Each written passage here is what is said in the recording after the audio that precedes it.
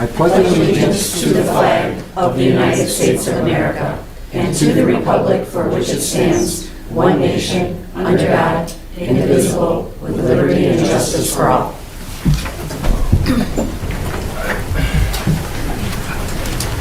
Okay, thank you. Renee, will you please let the record show that we are all present, other than Trustee Enlow, and he did call me and say he will be here. He's just going to be running late. Okay. So reflected. Okay. All right, moving on to the approval of the consent agenda. Make a motion to approve the consent agenda as submitted. I'll support. We have a motion by Cash, support by Carcone. All those in favor say aye. Aye. Any opposed? Okay. By the way, I'm doing that for our... Oh, yes, I get it. That's. All right, we're going to move on to the approval of the agenda. I have nothing to add. I would like to add one thing. We are looking for a discussion and possible approval for a regional voting site, number 7, here at Lyon Township Hall for the up-and-coming proposal 22-02 that requires 9 days of early voting. Okay. Okay. Motion to approve the agenda as amended. I'll support. Okay, we have a motion by Swain, a support by Sean O'Neill. All those in favor say aye. Aye. Any opposed? Okay. We're going to move on to the announcements. Anyone have anything? Well, I went to the Lion Oaks, where they had partnered with Michigan State University. They had free native plant, I think it was maybe 12 or 16 plants that you could get if you submitted your name, and they were nice plants, and they had a really efficient way of picking them up. So I wanted to thank Lion Oaks for partnering with Michigan State to do that. That's great, Lise. Thank you for that. That's nice they do that. Anyone else? No? Anyone? All right, seeing none, we're going to move on to call the public, whereas you can come up and talk about non-agenda related items. Give your name and address for the record. Please keep it 3 minutes.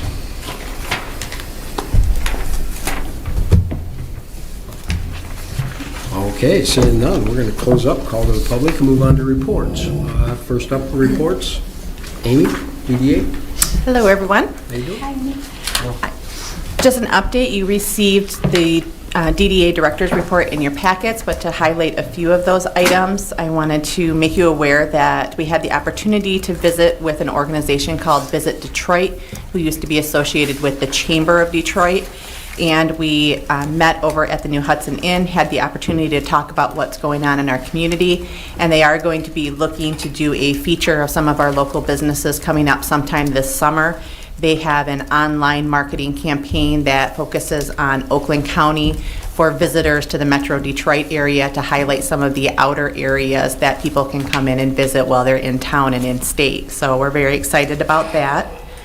I also had the opportunity last month to attend the International Council of Shopping Centers at a conference at the Novi Suburban Showplace.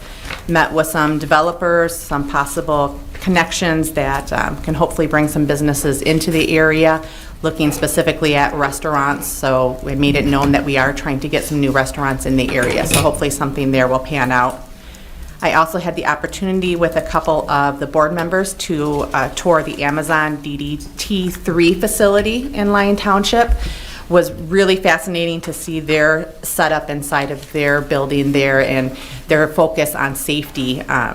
And that location, which I did not know, is really a testing location for some new technology that they utilize too. So it was a really nice tour there.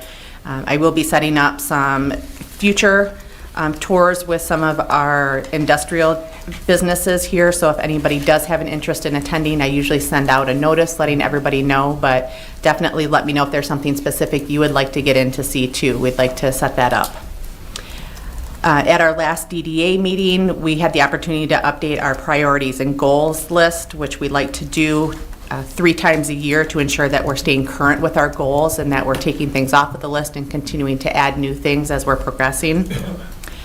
I also wanted to make everyone aware that the 2022 Best of the Best in Detroit came out, and we had quite a few of our local winners, including Miner's Barbershop, Wholehearted Winery won quite a few categories, Zot's Automotive, D.E. McNabb Carpet, and others, and those were all listed on the social media sites. So congratulations to all of those local winners. And since our last meeting, we have had a few additional DDA annual sponsors step up. We'd like to recognize them. Kensington Place Mobile Home Community signed up as an annual sponsor. Lavender Dental, The Crossings, and Fresh State Marketing are all new sponsors. So thank you for stepping up. And we have our DDA-owned house at 56811 New Hudson Road has been vacated. We also had an environmental inspection done, and the RFP for the demolition is out currently. So we are moving along with that process. And then we are getting ready for all of our DDA events to start this summer. On Wednesday this week, we have our first music on the Grand at Inspiration Park from 6 to 8 p.m. Our presenting sponsor that night is Zot. And we have classic music from 5 Becomes West. The Burger Joint food truck from Milford will be there. We have activities provided by Oakland County Parks and Recreation, so we have bounce houses and some others provided. So be sure if kids are attending that they are wearing socks and closed-toed shoes if they want to participate.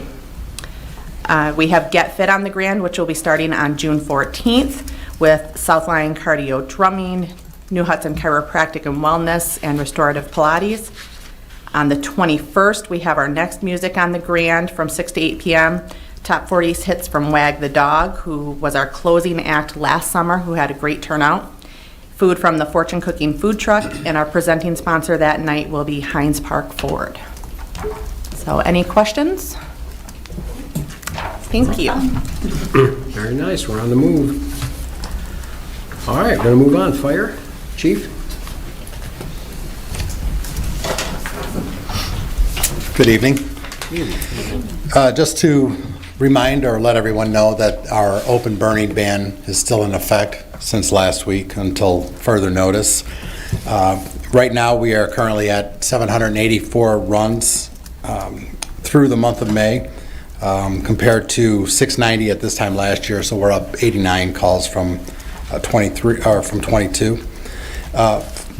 Last week, before and right after the Memorial Day holiday, we had 4 of our staff that completed the Fire Instructor 1 course, which was a 5-day intense course that paves the way for them to go through future officer courses as well. Also last month, we had a joint training that focused on our mutual aid partners. We did a tour of the Oakland County Regional Airport with South Lyon, and then they trained on aircraft emergencies and resources that are needed for an effective response. Additionally, LTFD participated with the Livingston County Mutual Aid training with 6 other agencies that came here to Lyon Township, and this was to also work on water supply to better serve our communities, and it was set up by Chief Mowbray of the Brighton Area Fire Authority, and that was of great value for us. And finally, I mentioned last week as far as that hazmat spill on the freeway and pursuing cost recovery. Today we did receive an invoice from the Oakland County Hazmat team, and we are working towards resolving that issue as well. So I'll keep you updated. That concludes my report. Thank you, Chief. All right, moving on to Lieutenant. Sheriff.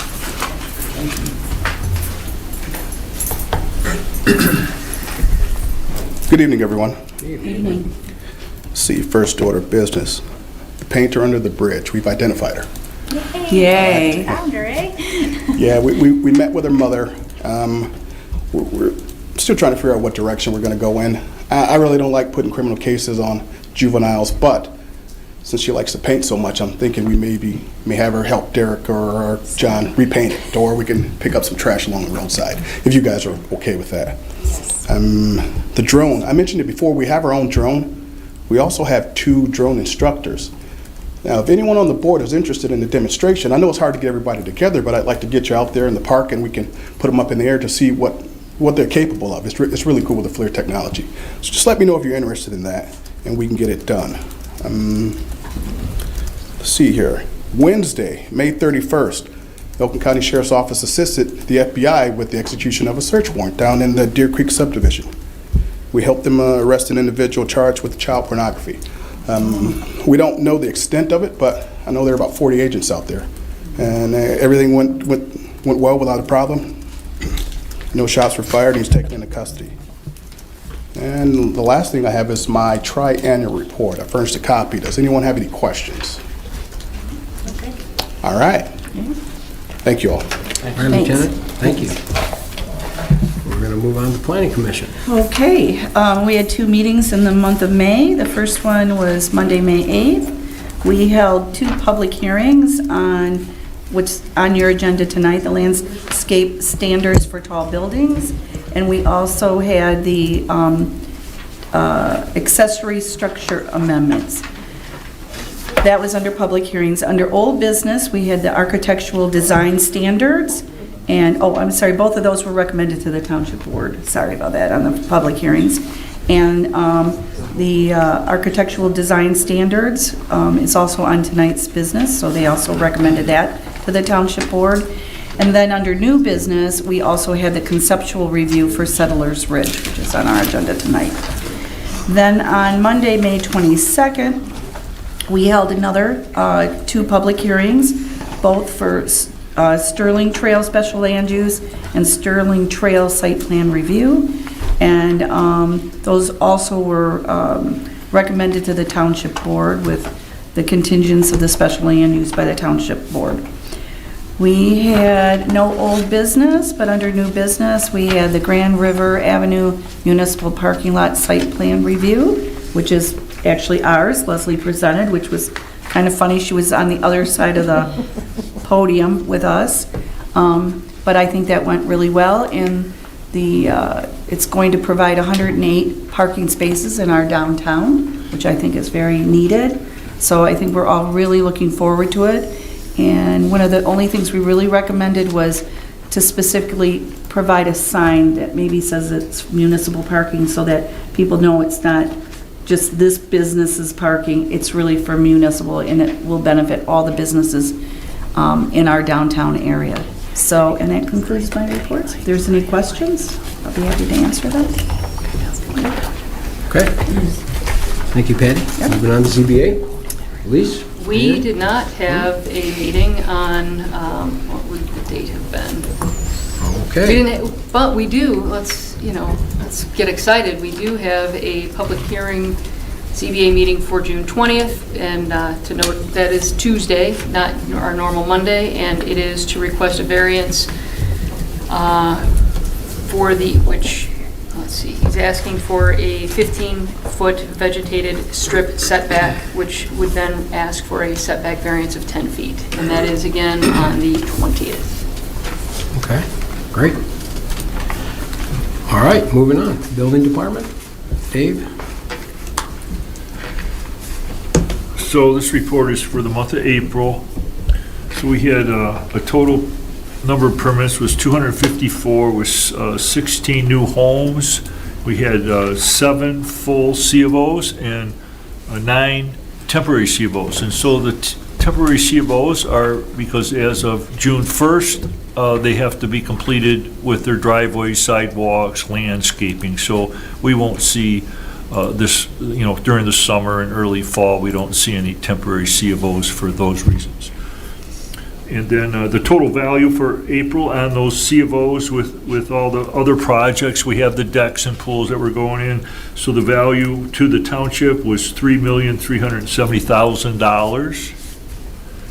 So then we had out of the 254, 90% of those are residential. So then we had some good news on the new developments. Woodlands was a Pulte development, which is opened up and going strong. Windridge Phase 2 passed and got approved, and they're going strong. And then people over in Elko Farm should be happy to know that Phase 6 is approved, and they're They're bringing permits in probably this week, and Phase 6 is the last phase. Oh, So gosh. the 15-year project over there will be How many years over. later is that? Yeah, so hopefully that they won't have any construction traffic for, in a year or so. So that's really all I have. Oh, one more thing. So far for the month of May, in the month of May, we gave out 40 new home permits. So it's going strong still. Well, it is for us. It is in line. Yeah, everybody wants to come. Yep. That's all I got. Okay, thanks. Anybody have any questions for Dave? Thanks, Dave. All right, in the water situation, we're still moving forward with our softening. We've definitely had our tweaking modes in the last month. We went from probably 1,200,000 gallons a day to 6 million overnight. And it's all due to excessive watering. We're having a lot of irrigation, and because we're in a drought scenario, we would like to try to spread the irrigation out a bit if it's possible. We'd like to run back to an ordinance that we started last year, whereas we try not to, 5 to 9 and 5 to 9? We try not to irrigate between 5 in the morning and 9 o'clock in the morning, and also 5 in the afternoon till 9 o'clock p.m. at night. If we could kind of gear our watering into anything other than them hours, it'll be helpful for the township to keep the softening under control. As you know, we have one softening plant going at this time, and so we're getting blended water. We've already put out a memo for everyone that has a softener. They could go ahead and bypass it, and if it's soft enough water for them, they could leave it bypassed. But we won't be full softened until our second plant goes online. Or we get into our winter months when we're only producing 1 million to 2 million gallons a day. The 6 million and the 7 million gallons a day will end up being blended water, just so everyone knows. It will not hurt to leave your softeners run if that's what you want to do. It's just everyone should understand that, softening water is 100% aggressive. And, we've had some people call us and say, well, are we going to overdo it if we run our softeners and we get the soft water from the township also? No, that will not work. When you soften your water, it's already to 0, so you can't get any softer. So you can go ahead and run them if you'd like. I think a lot of the residents have found that the water that we're serving up is really nice right now. It's got some nutrients to it. It's not 100% soft, but I think it's pretty good water. And we did, I think we were 5th in the state of Michigan on our quality of our water in the... Whatever. Yeah, we went into a he put us contest in. and we got 5th in the state of Michigan. So it's pretty good. It's pretty good water. And we're pretty proud of it. But other than that, things are going accordingly for one softening plant up and running. So, any questions about the water? Where are we with our water rate study? That is... Close. Yeah, we're getting close, but there was, because of the softening and because of the extra water going into Milford, we do a few things, so it's a little bit, we're still working on it. We're hoping that it's going to be done fairly quickly. I thought this month, but it looks like possibly. I owe him some documents too. Yeah, we're working on it. Well, So we can finalize also it. had, Mel also did, we had to do some extra work, Lisa, that Vic wanted. So Mel just finished that up and just sent it over to him. And Yeah, it's so a big that's- job. But it's close. I mean, we've met with him several times and. Yeah. Okay, anything else? All right, seeing nothing else, we're going to close the reports and we're going to move on. Unfinished business, we have none. We're going to move on to new business, and our first item in new business is consideration of Resolution 2023-13 regarding tavern liquor license for you, Mommy. I hope I said that right. Yes. I know, you want to take that? Yep, absolutely. So included in your board meeting packets tonight is an application for a tavern liquor license from Umami located at 30472 Milford Road. A new tavern license is tied to the township quota of licenses issued by the MLCC. At this time, the township has 4 remaining Class C or tavern liquor licenses until 2030 when the census numbers are reevaluated. The applicant has submitted responses to the liquor license application questionnaire for the Township Board's consideration. In making the determination pursuant to the Code of Ordinances, the board shall consider whether the applicant's proposal is reasonable when measured against the answers provided in that questionnaire. After a careful review and due consideration, the Lyon Township administrative team has expressed the following concerns with the application. Umami failed to show that they had investigated other avenues in obtaining a liquor license outside of the township quota. They opened in March of 2022, so it has only been open for less than 15 months. Umami is currently leasing commercial space and has not shown an investment in the permanency of the community. They currently close by 9 p.m. Monday through Saturday, prior to many competing establishments that do serve liquor and alcohol. Based on the application, 10% of the sales would be attributed to alcohol, which is significantly less than other recently approved liquor license applications. Request. Umami's location and seating capacity is significantly smaller than other restaurants in the area, which severely diminishes the economic impact that the issuance of the license may have.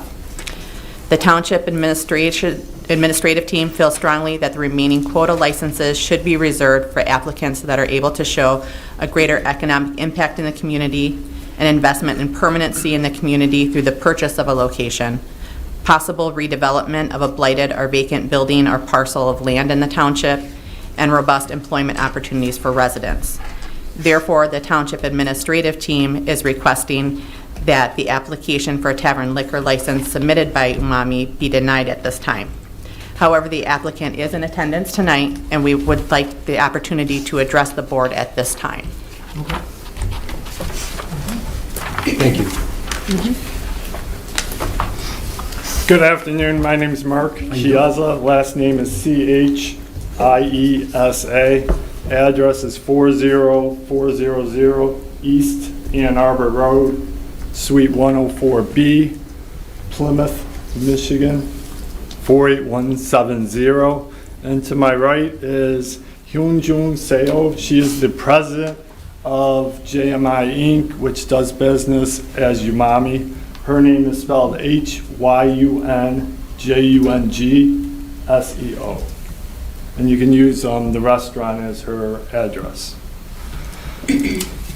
So I'd like to just point out, again, I did have an opportunity to review the memorandum from Ms. Allen, and I would like to compliment Ms. Allen. She was very cooperative with this entire process, very professional. She does a very good job. With that said, Ms. Seo and I are very disappointed in the recommendation. We do think it's unfair. Ms. Seo runs this restaurant with her son, so I would classify it as a mom and pop business. Again, my interpretation is that the township, or the recommendation, the memorandum says, hey, we want this bigger company to come in. We want a company that's going to develop land or redevelop a building. Again, they're in a strip mall. Yes, that's acknowledged. They're leasing the building. But why should she be treated differently than a big corporation? Why do we give credence to these big corporations? I did a little research. Believe it or not, in 2022, there were 33 million small businesses in the United States, with 90% of those businesses having fewer than 20 employees. Again, it's a mom and pop operation. And I understand that the statute, says, hey, these are the factors, economic development, the economic impact, etc. But there's 32 other factors. And again, I just think it's unfair that a big corporation you're waiting essentially for a big corporation to come in when she's been here for the past 15 months. Her plan is to run a successful restaurant and pass it along to her son. Her son's already employed there. He just graduated from Michigan State University with a degree in hospitality. That's her plan. Hey, I want to set this up for you, son, so that when I retire, I'll transfer it to you and you can run it. So their intent is to be at that location for the next, 40 years.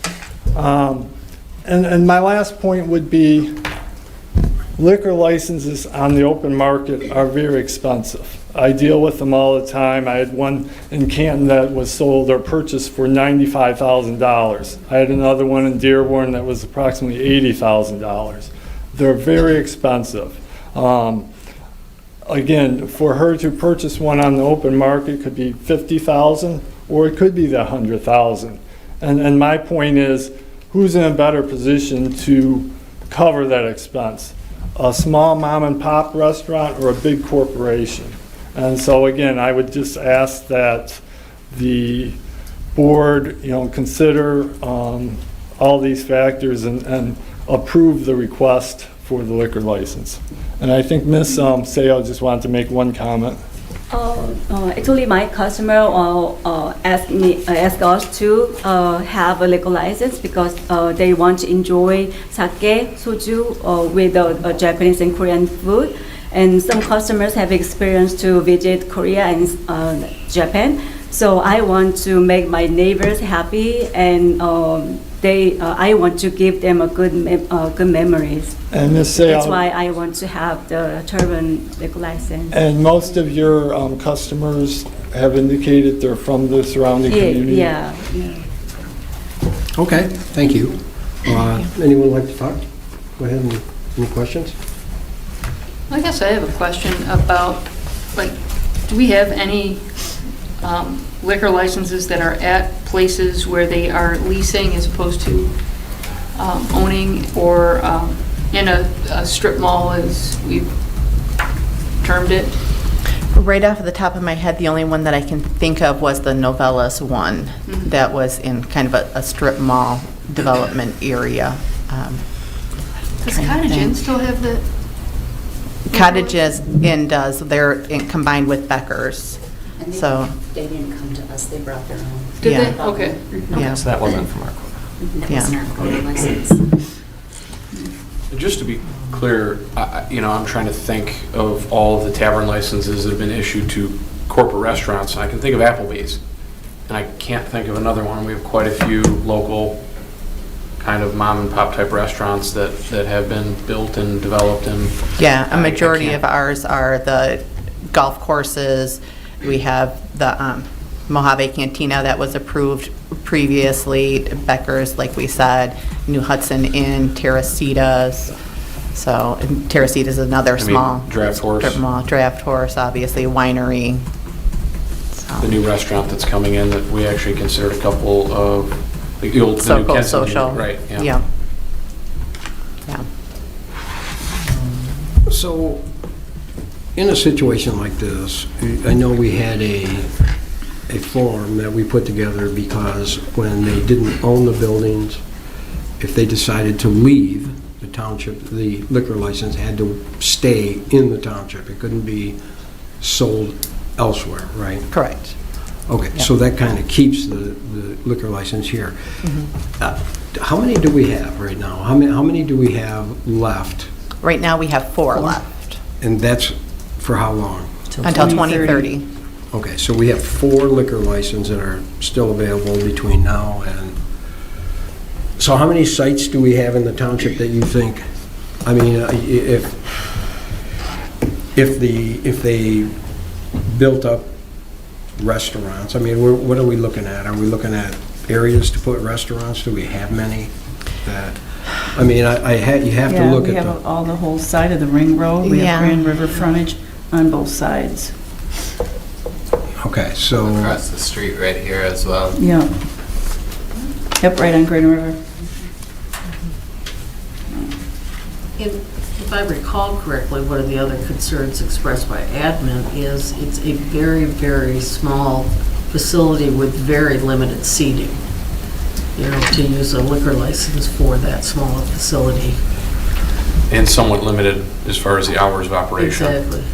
But there was another avenue also that wasn't a full-blown liquor license. There was another avenue. What was the other?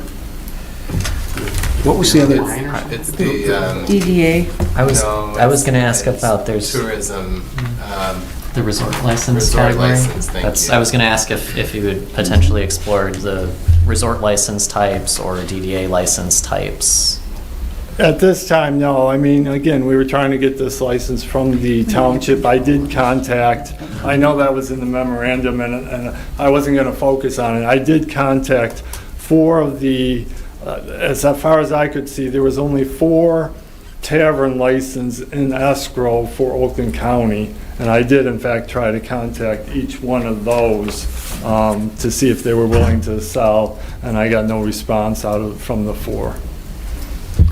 And I believe in looking into the qualifications for a resort license, this business wouldn't qualify. They were not of a size that would allow them to qualify for Or that. they wouldn't? No. No. They have to have a certain What number bothers- of people that it yeah. brings into the area. What bothers me is we don't have control over the lease or the building that you're residing in a restaurant. I mean, any time they could make you leave or, Well- we don't have control over that, but we have control over our liquor license. And it's very hard for me because I just feel like we got burned from Novello's. It's just, but I can't support this, I'm really sorry. I mean, I understand. I wish you well, but I can't. We have 6 more years and lots of property that's going to come. And sometimes you use a liquor license not to attract, but to attract. And it's not, I don't think it's like you're saying, like big corporations. I think, in my opinion, it's people that want to actually put down brick and mortar. That means they're making an investment in our community, not in a strip store. But if you want to build a building, that's a whole different avenue. So, I understand. I mean, I'm just telling you from how I sit, and I feel really bad. It's very hard to say no to a business that's in your community, that's asking for something. It's very difficult. And I understand, but again, that's the whole purpose of a lease. They have a 5-year lease with a 5-year option. And again, the plan is to stay there. And as indicated by Mr. Dolan and the director, is I do believe that there would be a contingency if they go out of business, if they have to relocate, the license stays technically at that location or it goes back to the township. Is that correct, Ms. Allen? I believe we researched and we can't designate it to a specific location. No, it's not a location. Yeah. But what we would have to, a contract with you, and we'd have to sue you for breach of contract if you didn't comply. Okay, it's not an automatic thing if you don't comply. I don't know, Amy or Carol, if we were to deny this, is that like, I don't know, is there a different, like, is there like are they allowed to reapply in the future if conditions changed or something? Like, I guess I'm saying if we say no, it's not like something that prevents further exploration and...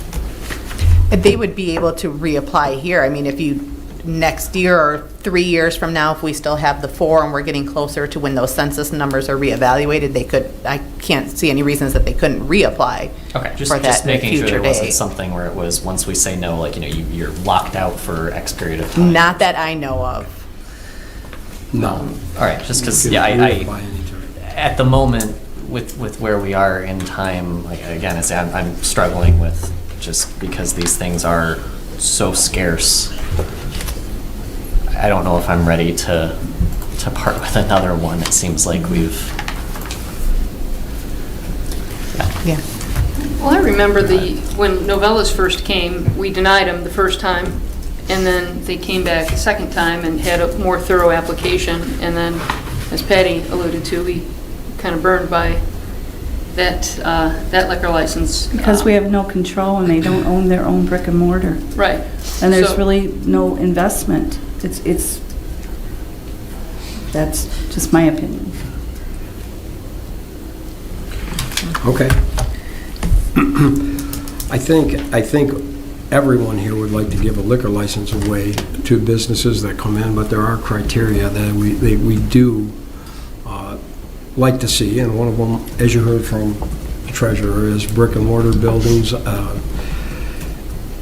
and make an investment into the township, and maybe in the years to come, if you show that you've been here and you're into it, and there may be a way to expand, and it changes. I mean, it does change.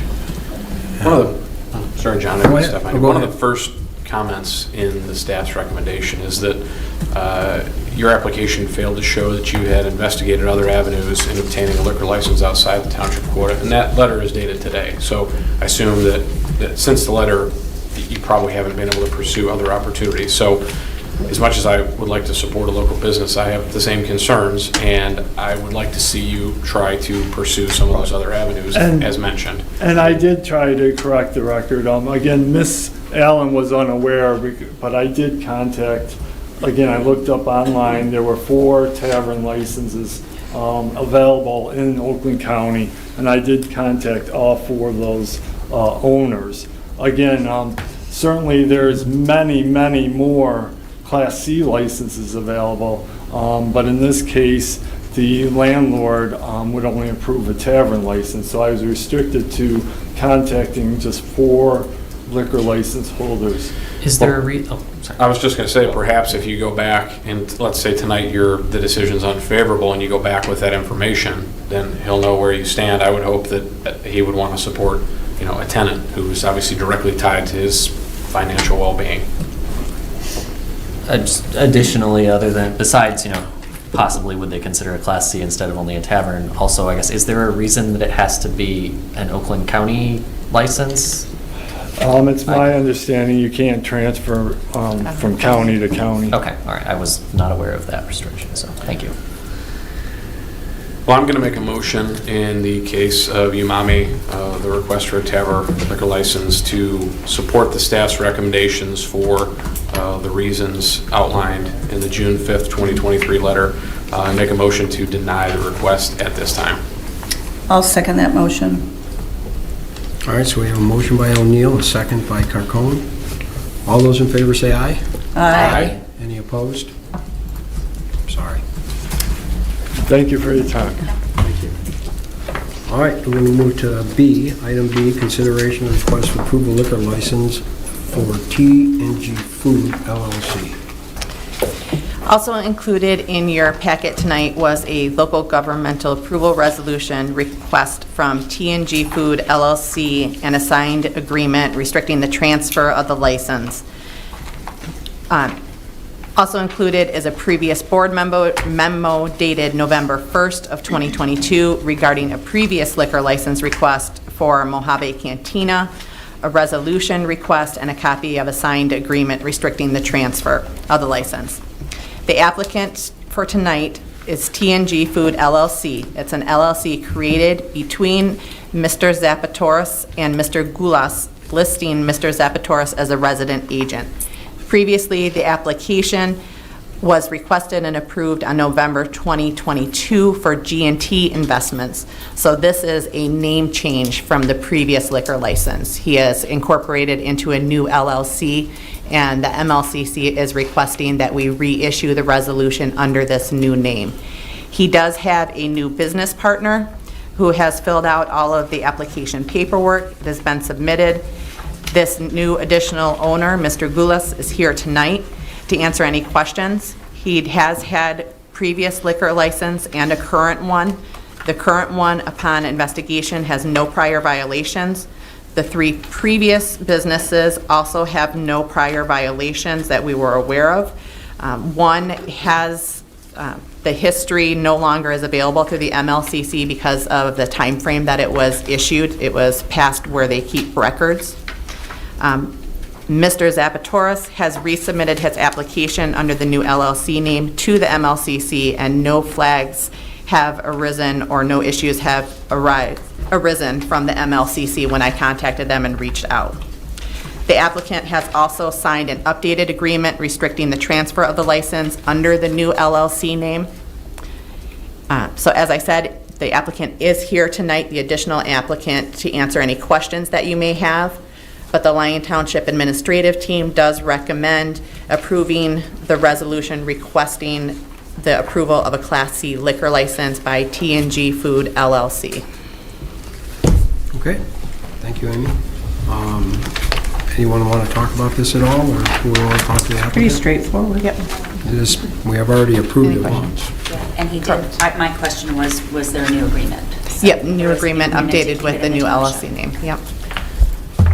Make a motion to approve the resolution before us to transfer the license from Mojave Cantina to T&G Food LLC with all the conditions set forth in the memo from Amy, Alan, and any other, I guess, requirements the township attorney may have.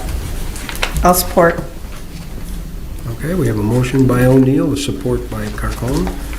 All those in favor say aye. Aye. Any opposed? Okay, moving on. All right, we're going to move on to Settlers Ridge PD, conceptual review, AP 2322. Brian, you start us out on this one? Well, thank you, John.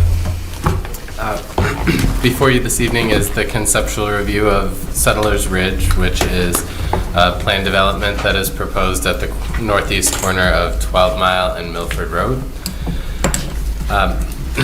This property is 183 acres. The project will consist of 298 units as proposed, 100 units of townhomes in 18 buildings along the northern portion of the property, 94 single-family homes that are 72 feet wide in the, I'll call it the northern third of the property, and the remainder is 104 single-family homes on 95-foot wide lots. Patty mentioned that the Planning Commission reviewed this project in May, and so the commissioners there have given their input. Their major concerns focused around similar concerns that we had in our letter at that point in time, in that there was a small separation between houses on the smaller single-family lots. They also requested that the road network be combined. If you can follow my cursor here at the northeast corner of the project, there are two cul-de-sacs.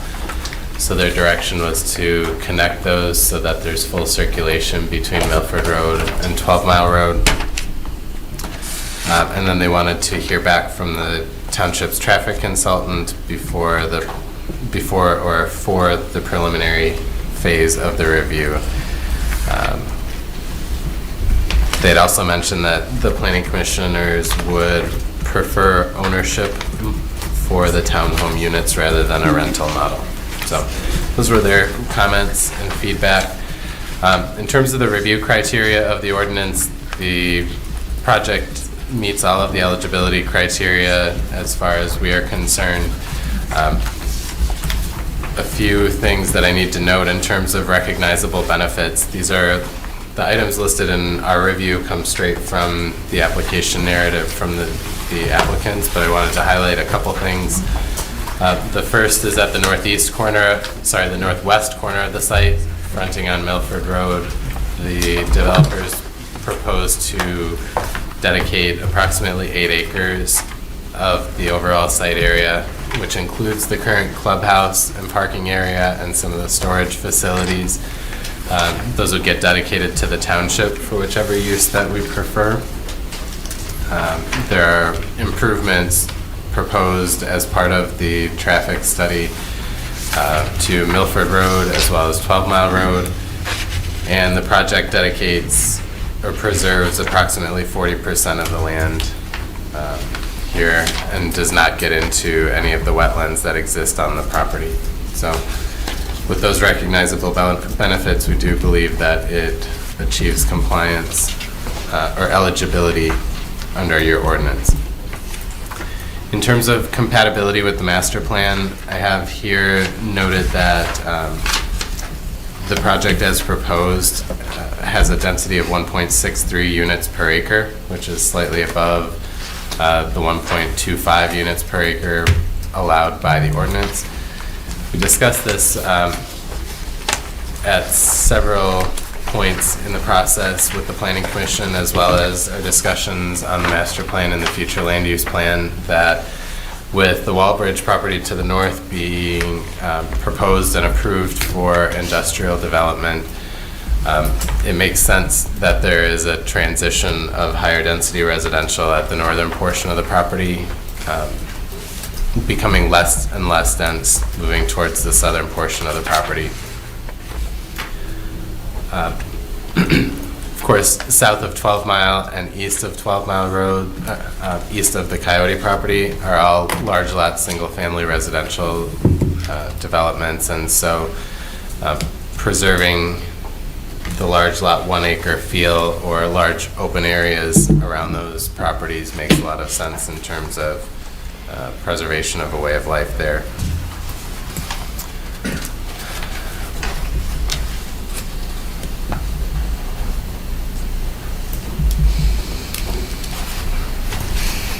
In terms of that future land use plan that we were working on with the Planning Commission, while it's not finalized, so we don't have exact numbers, we do think that the proposed 298 units is approximately what we would anticipate based on this kind of multifamily density at the northern portion and large lot 1 acre density on the southern portion of the property. Included in your packet from the applicants is an alternative means of calculating that project density, which we agree with in concept, the exact numbers being up for consideration by the township board. Ken, I had mentioned in terms of the lot sizes that are proposed here, they're 72 feet and 95 feet. The 72-foot lots comply with the rear and front yard setback requirements that we'd expect of a property like this. There is a 12-foot separation between the homes that is proposed, which would be 6 and 6 on each lot. Again, the Planning Commission expressed some concern because that's not a typical separation that the township allows or has approved in the past. I had also mentioned the site circulation, the connection between those two cul-de-sacs. The other item that I note in our review is that the entrance, the single entrance that is proposed on 12 Mile Road, there were some concerns expressed from residents on the south side of 12 Mile that that entrance will interfere with the enjoyment of their property, that it can potentially pose headlights that are going to be in and out of that home. And so I know that the applicants have been in touch with those homeowners and are working to find a resolution there. And we have time to do that and look at what that looks like when the plan gets updated for the preliminary. With all those items in mind, we do find that the use is appropriate and the concept is appropriate here. We think it can comply with all of your ordinances, your subdivision ordinance and your planned unit development ordinance, and the single-family uses and the townhome uses on the northern portion of the property make sense and are in line with the plan that the Planning Commission intends to adopt for the master plan. So with that, we would recommend that the Township Board provide any feedback that you want to the applicants tonight. You're not making any formal decisions in terms of an approval or a denial. At this phase, you're simply talking about what you would like to see once the preliminary plan is proposed and submitted. And hopefully that feedback is beneficial to the applicants and makes for a project that can be supported throughout the process. So, thank you. Okay, thank you, Brian.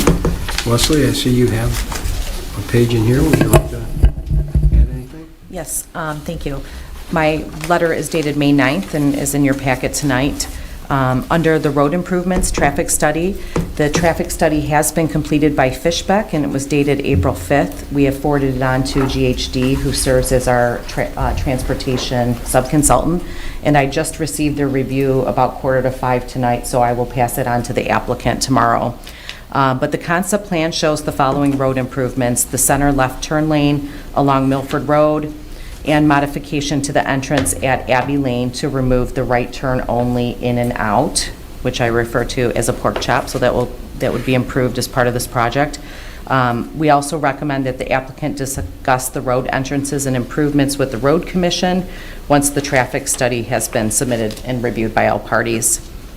For stormwater management, the concept plan is proposing to discharge the vast majority of the site to the southwest, including off-site ditching along the what I call the diagonal portion of 12 Mile, where it would eventually outlet to the Novi Lion Drain. This would alleviate some existing flooding issues to the northwest in the area of Travis Road, as well as to the east along South Hill, what they're proposing. The applicant is aware, but they will also have to incorporate infiltration as part of the requirements of the engineering standards and the county's recently adopted new stormwater standards with their preliminary PD submittal. For the sanitary sewer, the applicant is proposing to extend an off-site gravity sewer along the same diagonal portion of 12 Mile, the gravel portion west of Milford Road, to accommodate this development with gravity sewer. When gravity sewer along Spalding Road was designed and constructed, it was designed using 160 REUs for the Coyote Course parcel. Certain assumptions were made at that time. Per the township's recently adopted and updated sewer master plan report, the township's groundwater discharge permit is currently at 3 million gallons per day. That is not enough capacity to serve the entire township to ultimately connect to sewer. With regards to the sewer master plan, there's reserved capacity for industrial and commercial properties, but residential development was taken as a first-come, first-served basis. So essentially, the township board can determine who you'd like to give that capacity to through this process. The downstream sewer, Spalding Road sewer, is a gravity sewer. It does have the capacity to serve the increased number of units if the Planning Commission and Township Board are satisfied with the site plan. However, sewer capacity should not be the basis for a density increase. And that concludes our report, and I'm happy to take any questions that you have. Okay, thank you. Any questions for Leslie or Brian before we move to the applicants? Do you know offhand, you said it was 160 RUs at design when it was assuming an R1 type situation. I believe at that time the northern parcel was still being designed for the denser mixed product? No, right? there was Or was nothing that already contemplated. pulled out of, okay, so that was after the, When the Spalding Road sewer was designed, it was actually designed initially to serve Mill River, and it was extended through a special assessment district. Can't remember what year. It was a while ago. Oh, it's a while. So there was nothing contemplated for development on Coyote. okay, but the section north of it that the old master plan had, or still current, I guess, master plan has contemplated as a some sort of mixed product involving residential. Was that accounted for in the sewer? I don't think so. I think that came capacities? after Okay, that's what I was looking for. the timing. I think the sewer was designed and constructed before the modification to the master plan. So this is like 138 REUs over what was planned. Right. So as part of this review process, I made sure that the big thing is that, one of the big things is the gravity sewer is fixed, how much capacity. So I wanted to check to make sure if the board approves this density, that sewer could accommodate it, and that can. So pump stations you can modify easier, gravity sewers you can't modify. Your capacity is fixed. So now it just comes down to really if the density, in your opinion, for this project, if it's makes sense and if it's approvable, it will work. Okay. Anyone else? All right, the applicants want to come on up, and if we could keep these within like 20 minutes, that would be great. Oh, it'll be less than that. Okay, well, that's even better. Do we want to turn that on? Dave, can you turn that on? Can you push the button and turn that on? It's underneath, right underneath the middle there. It's right in the middle. I think it's right in the middle. Just hold it for a minute. There you go. Thank you. Oh, you had it. You turned it back off, I think. There you go. Just hit it once and let it go. There you go. Double click. I think it should come on now. No, There it's it goes, on. it's going. on, Dave. I don't know if it's picking up though. Oh, it's not working? Oh, that comes. Yeah. Thank you. We got Brian on there. Brian. There you go. Oh, thanks, Brian. Well, it says no signal though still. It's a pretty picture. No signal. Gotta just get it on the right.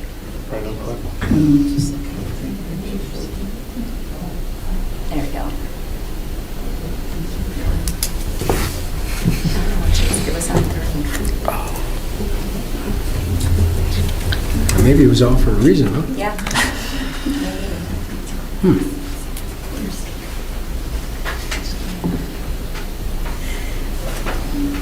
Okay, well, we may have to all gather around this one. Let's do that one so the audience can see. Still says no sales on it. Was that working the other night? I don't recall. I never looked at that one. Yeah, just turn that one so the audience can see. Thanks, Amy. Good.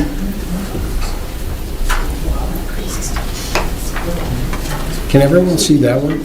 Now that we, okay. You're good with that? Okay. All right, Brian, we're gonna have to get that fixed. We're good. Now we're good. Now you, okay, you can go. You want me to get started? All right. So this is the conceptual review presentation for Settlers Ridge. This is going to be almost the exact same presentation that was given to the Planning Commission with the exception of a few slides at the end. I probably need to stand over here. So a quick introduction of our team, Lombardo's history in Lyon Township, which a lot of you are familiar with, the overview of Settlers Ridge, and then any comments or questions.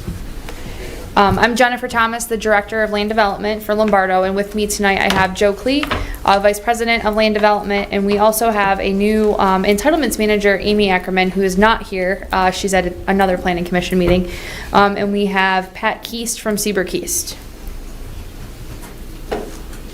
A quick overview of our history and where we have projects ongoing or getting ready to start. Land holdings, we have Summerlin, Orchard Crossing, Sterling Trail. Active communities, we have Windridge Estates, Phase 2, thank you very much. And then Estates at Hutsfield, Phase 2, the Heights of Elko Farms, Crystal Creek South, and then completed communities is Saddle Creek.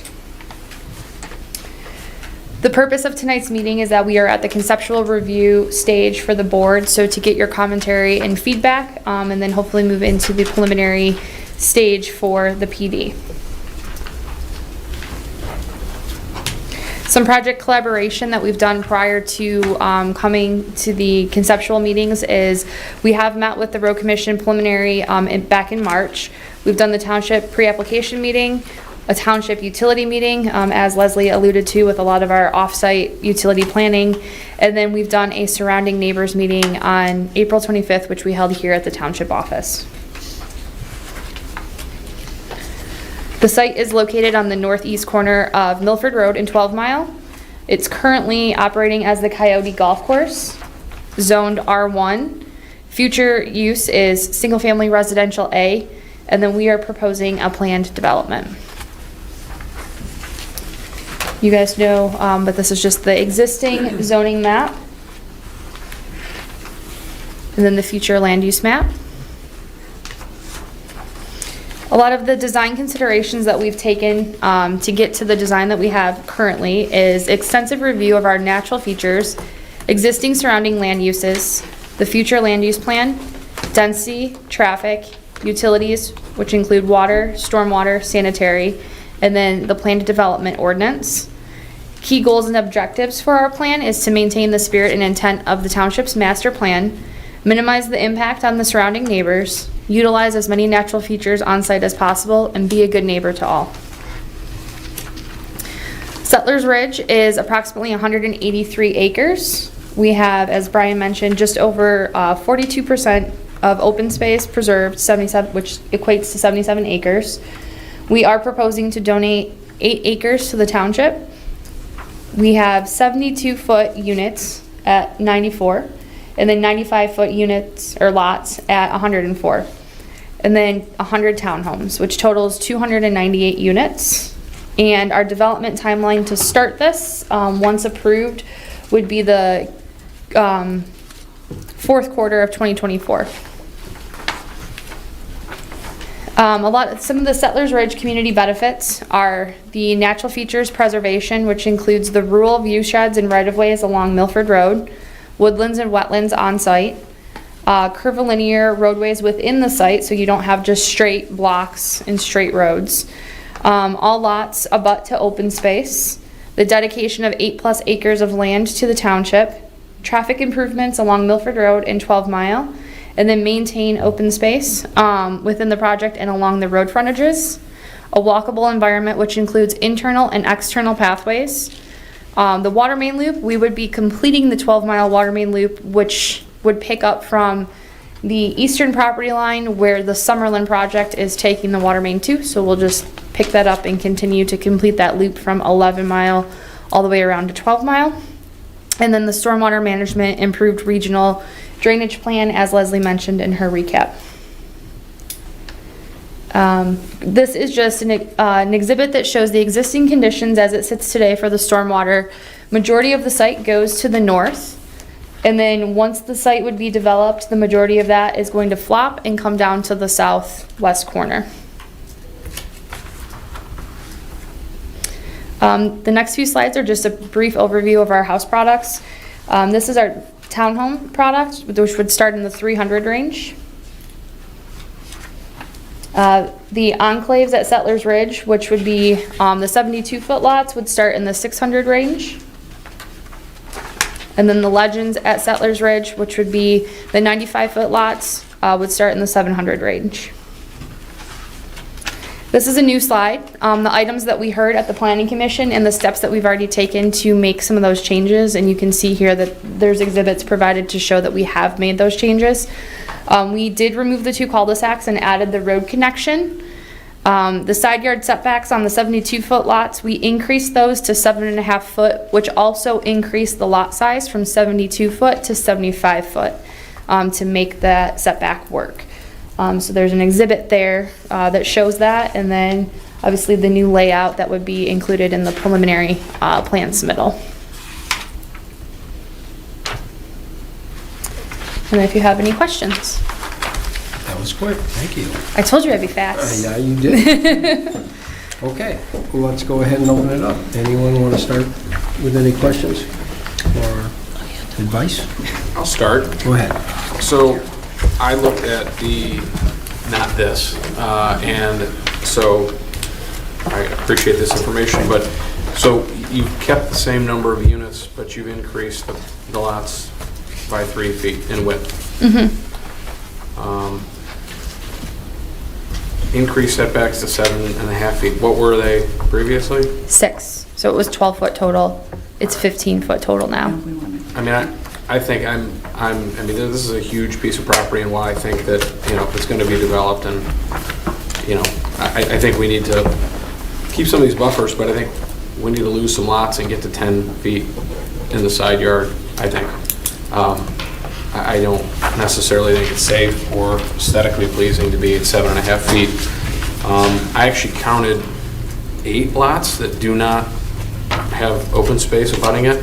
Your slide said that every home abutted open space, but there are several that are tucked in, and I'm not sure which way the house will face, but somebody's backyard will be in somebody else's side yard. Like, they're mostly corner lots. I think they're all corner lots, but there are probably 8 of them.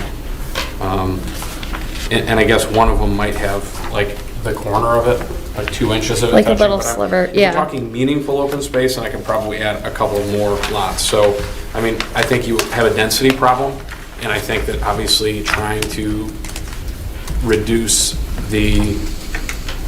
trying to increase some of these lot sizes to get the density down will obviously behoove you and get the setbacks up, and also, you know, maybe reconfigure some of these corners. Some of your corners or some lots have some, you know, open space adjacent to lots that, you know, cause there to be access to significant open space areas, but it also prevents, like I'm going to say on the north side, and I'm old, or lot 16 on the smaller lots, for example, you've got that area that might be 30, 40 feet in width that moves from kind of north to south. It's treed, as an example. I mean, doing more of that on some of the corners, I think, will make it more aesthetically pleasing. I'd like to see some lots come off at the very beginning, like lots 1 and 2, for example, on the south side for the larger lots, and maybe the first 3, 1 on the south and a couple on the north, coming on the northerly side. I don't have a problem with multiple family buffering to the industrial to the north.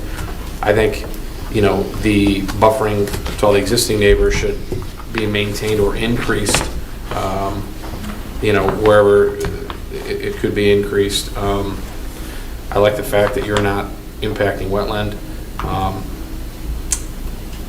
The drive on 12 Mile, obviously, I think it makes sense to connect this to 12 Mile, but I think that, there's maybe some different areas where that road that connects could land so it doesn't impact any of the existing neighbors. Now, it looks like there are some mature trees, but, everything this time of year looks great, but half the year there aren't trees and there isn't density, and headlights coming down that thoroughfare in somebody's house would not be something that I, would want to have happen, for the 6 months out of the year where there's not good foliage on trees. I think connecting the condos to the single family to the south, so there is connection, makes sense for emergency access.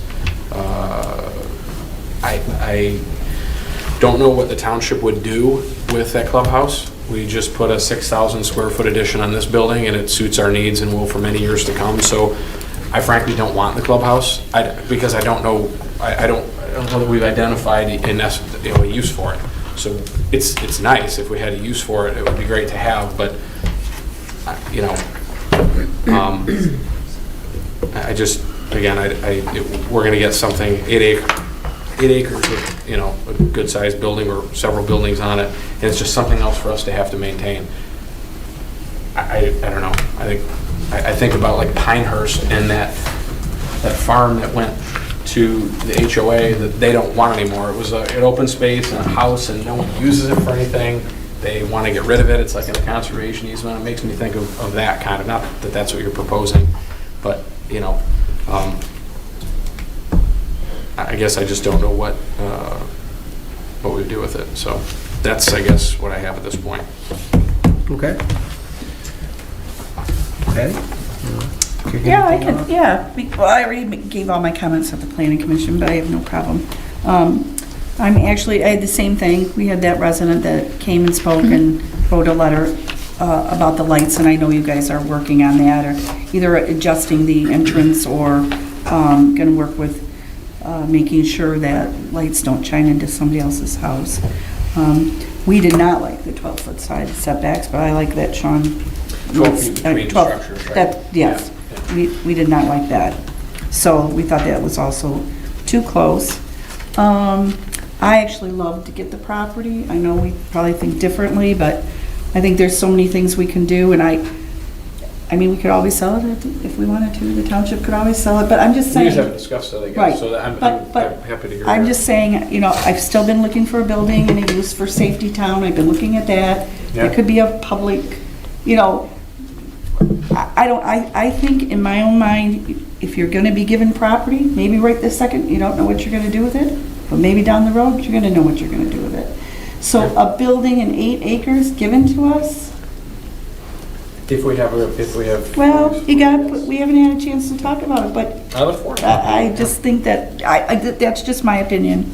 I would love to see it, and I've talked to them about evaluating the property, and I know it probably needs a new roof, so, there'd be conditions upon us accepting it, but I'm also talking to Anthony about that, so he sort of assured that they were gonna talk about it, but that's just my thinking. I also mentioned that I thought it had a little bit too much density, but Sean, I liked what you said about the corner lots. I didn't pick up on that, but they did on their new proposal. I like that you guys connected it, and I think that's very smart, and I really like that. So other than that, I think I asked about the sales, and I hope they do sell them and not rent the townhouses, because we need townhouses. Especially in that price range. So I actually like the project. So it probably needs some tweaks, but and I like getting the property, but I'm just one person. John, can I correct something really quickly? Go ahead. I looked at the new thing they presented today, and so from what was received in May, there were 8 lots that didn't abut open space, but Yeah, and this. from what I see tonight, they all do. Oh, I didn't look at that either. So I just wanted to correct that because Thank the you. new plan that I didn't have a chance to look at. It's real small because you haven't gotten it yet, but I wanted to put it up there so that you knew we actually made the changes. Is that what you had to add? Yeah, I think most of them are good. There are a couple, but yeah, I just wanted to make sure. So that the was one on that's record. up, that's the new plan. Yes, this is the plan that we have made changes to Okay. based on planning commission comments. Okay. This was from last week, so it's still a little bit preliminary. Obviously, the engineer is still working through it, so this is just still in the making. Okay, I want to just throw in a few things. I think, you know, Sean and Patty had a lot of good things to put in there, and I think the density part, the between houses is really super important. I mean, we go over this almost on every project where they want to keep tightening the separation between the houses, and I've said it in past PDs, that they put them so close they don't even put windows between the houses because you look right into the other house. Or you can't sit on your deck because you shake hands with the guy on the deck next to you. And I think that is probably the biggest hurdle that this board probably has. I'm not speaking for the board, from what I always hear. As far as that property goes, I do want to say we've just been hiring a grounds crew, and I don't know if you've looked and you've seen how nice the township has looked. I mean, they have done an amazing job, and I think with the grounds crew. And if you go up to the barn that we use right now, it's just full, and we can't fit another thing into it. This particular property has some barns in the back that would be perfect for our grounds people to keep their things. The front would be a nice thing for Safety Town. You've been talking about that forever. I do agree with you, Sean. It is not worthwhile to take something on we have no plan for, because it absolutely ends up like you talked about. You know, if we were just to get this place and leave it vacant, but I believe we have, I believe we could use it pretty quickly. So I think the conversation needs to be had, but I agree with you, we need one. But I do see some good things in that. The townhouses part of it I really like. I think that really does break up between the industrial property that's next door. That is heavy industrial property, so I think that's a pretty good buffer. I like what Sean said about taking out some houses in the front. I think to have a little more cushion in the front end is a good idea.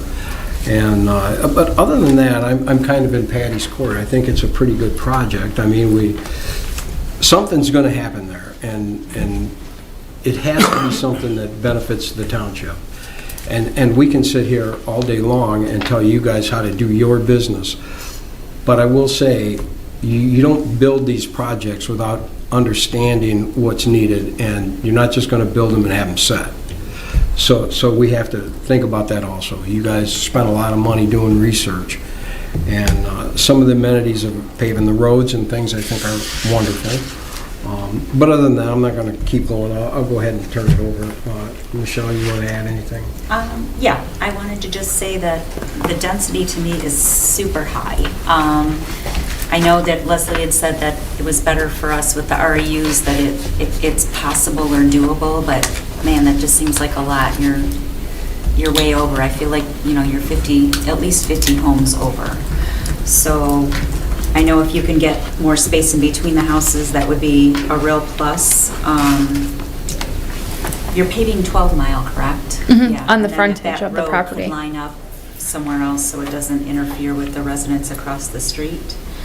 And then the big thing for me is going to be Milford Road with passing lanes and making sure, I like that you had lined up the driveways across from, I think it's Mill River,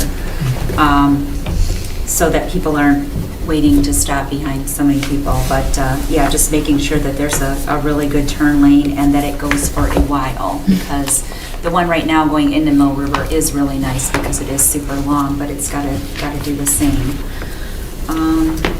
I do like that the townhomes are there and that they probably are a good buffer, and that it would be good if they would be owner occupied, because I know that would help.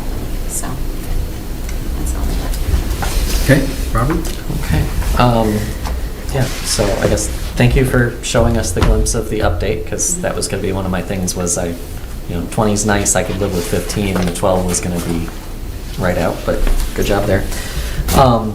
Does this have the same number of units still? Mhm. It's just shuffled? Correct.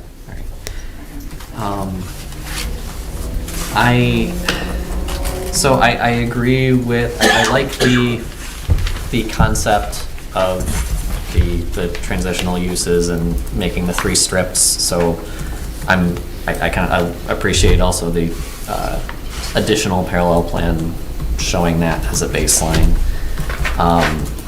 As far as unit numbers, I haven't heard a lot of pushback on numbers, but I was just thinking that we were going to have some of that, so I did a little calculation and said, okay, if we took your parallel plan with the new densities and then pulled out the 8 acres that you're proposing donating, to me then that was about 4% of the total land mass. So that told me that, if you're looking for, like if you were not able to shuffle things and you were looking for a target number to meet parallel plan less that area, I came up with 285 as a number of lots, just as an idea. Not that I'm gonna complain over, 1 or 2 here or there, but once we talk about, some of the things that people have said about pulling out 1 or 2 along frontages, it's like, it might end up being close to that, it might not. Let's see, what else do I have here? The traffic study, I know we haven't gotten a chance to review people's review of it, but am I correct in understanding that the scope of the traffic study this time was limited to the immediate vicinity, or do we have results in there for the impacts on the big 5-way intersection? My hunch is that they'll want to see it studied as part of this. Okay, because if I'm remembering one of the previous developments with, I want to say, a similar number of units, showed that it was going to take that intersection from E to F. And if that's the case again, then I have some concerns around that and whether, things like extending the center left, things like that, if that's going to impact that at all, I don't know, but that's my main concern with the density, I guess, is the service hit that intersection could maybe take. Let's see. The building, I'm not sold one way or the other. I'm happy to hear ideas. I was trying to come up with ideas of what we could use it for ourselves, considering that with the library getting their new building built in the coming years, we're going to have another building that we're going to have to figure out kind of what to do with. So I'm not sure, now we'll have 2 potentially that we need to figure out. Although I also don't like, turning it down without vetting out all the ideas. So I think we should have some discussion in the next month or so, possibly, around what we can use that for. Do we know approximate sizes on those buildings? I do not right now.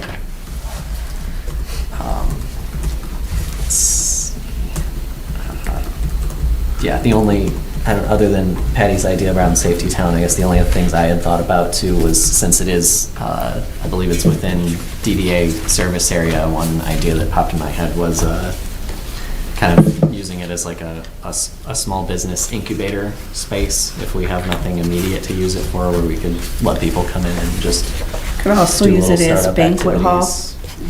I think there's a lot of things we could use it for, we have to decide. Right, and my remaining concern with whatever we decide to do with it is just making sure that we can come up with a long-term funding strategy for its operation.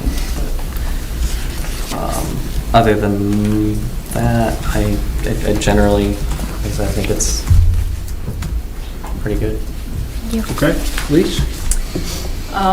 It'll be a broken record, but regarding the townhomes, I looked in the Planning Commission minutes, and it said that it was potentially based on what the market will dictate, and so I really, it would be a non-starter for me if those were rentals.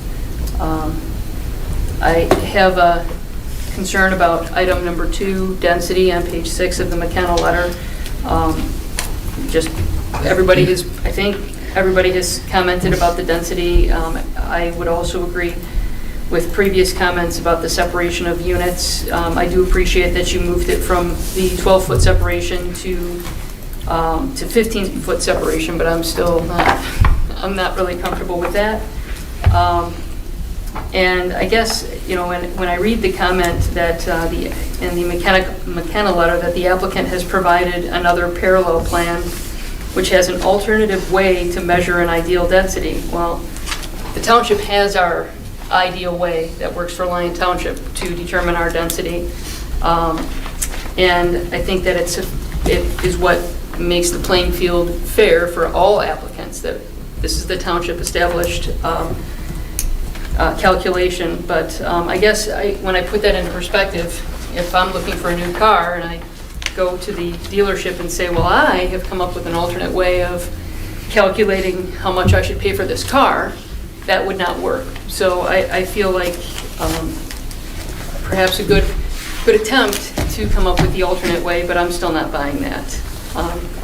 I do have concerns as identified in the CES letter for the REUs, and at this point, I know we've talked about with the clubhouse, until we have a plan, but more importantly to me, if we're going to accept this, I would really like to have an evaluation on the condition of that building and the potential needed repairs. So yes, it would be very nice to have a plan, and we've heard some really nice ideas about what we could do with that. But more importantly, if there are a lot of financial obligations to getting that building usable, then that would really focus be the focus that I would take with that, more so than what the usage would be. But at that point, that concludes my comments. Can I clarify one thing about perhaps I had poor terminology in terms of the parallel plan calculation, because the way that they've calculated it is not counter to the ordinance. They're calculating it per the ordinance, but they're taking best guesses on the designations of multifamily in the northern third, the smaller lots in the middle, and then larger lots on the bottom. So it follows the procedure under the assumption that there would have been different underlying zoning. Yes. Right? Oh. Is that basically correct. That's a good way to. I thought that they just came up with a plan like, hey, that's how we're going to do it. I wish it No, I worked would like have called them out. that. No, they did it correctly. All right, so then I I'll stand clarify. corrected. I will retract my car dealership comments. Well, if you need me to go help you buy a car, I can probably do that. I already did, but thanks. But yes, thank you for the clarification. I thought they just decided to wing it and come up with a new plan. Okay, does anyone else have anything they'd like to? One more question. The courtyards at Settlers Ridge, they're showing all of them in your packet of information are 2-story. And you're showing an 8-plex, but the plan shows nothing bigger than a 6. So they would be 6-plexes? Yeah, I mean, it depends on where they fall in the layout along the road. We have a couple of 6s and then we have a couple of 8s, and it just depends on how the buildings work out with the actual road layout. Okay, I'm counting them on the big plan. I didn't look at them on the little plan, but it looks like they're all 6s at largest. But product type, I mean, I think that there certainly is a market for,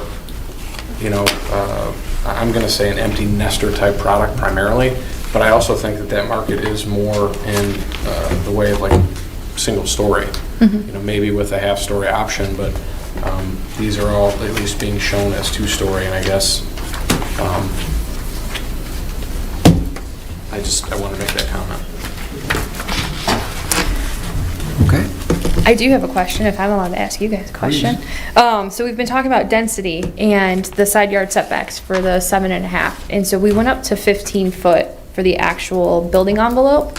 In some other PDs, it has been allowed that we do building to building, so the side yard setbacks might be 15 foot, but then in the PD language, we actually write a larger house to house requirement. Is that something that would be considered? Why would we just not have a 10-foot setback? Why would we move the envelopes to be 10 feet from the property line? Are you saying because you may have... We have Different different house footprints? product, yes. So some of our house product is 40 foot, some of our house product is 50 foot.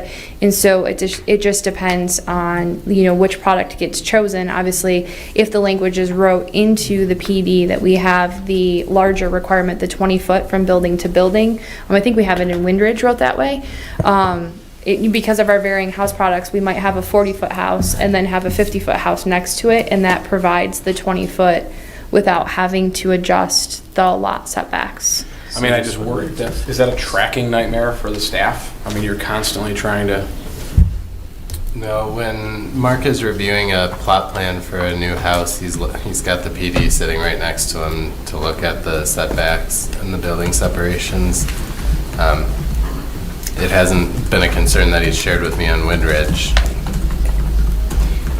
Well, I guess if it was addressed to be 20 feet between structures. In as the opposed to language. Addressing a setback, I would consider it, I think, at that point, but. Okay.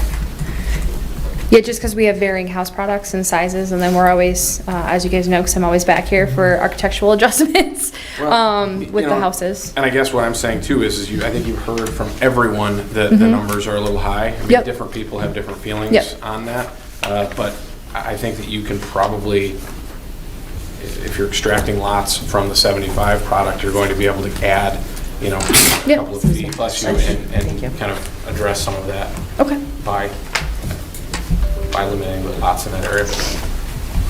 So did you get enough? I think so. Okay. I think so. Thank you so much. Thank you. Thanks. All right. We're going to move on to the consideration of the introduction of the ordinance for the Township of Lyon to amend Chapter 32, peddlers, canvassers, solicitors, Article 1 in general to add definition of food trucks. This adds a new article for food trucks. And you guys, have you been had time to go through that? Take a look at that? Does everybody agree with that? Any questions? Are you happy with the tellers, the food truck? We don't have a food truck ordinance, so this is kind of absurd. I thought it was I don't have an issue with it. Okay. I've got, I think, 2 questions here. One would be on the fire inspection. Is this something where this could be handled, on the day of their event, or is this something where the truck would need to come out here at a different time? And We talked about both of them actually. because I'm just thinking it's gonna, as you're, if somebody's trying to, bring some trucks into an event or whatever, you're gonna have a lot less people willing to do it if they have to make 2 trips out here. Well, we talked about that. I don't know if Assistant Chief, you want to talk about that? Because he really, come on up.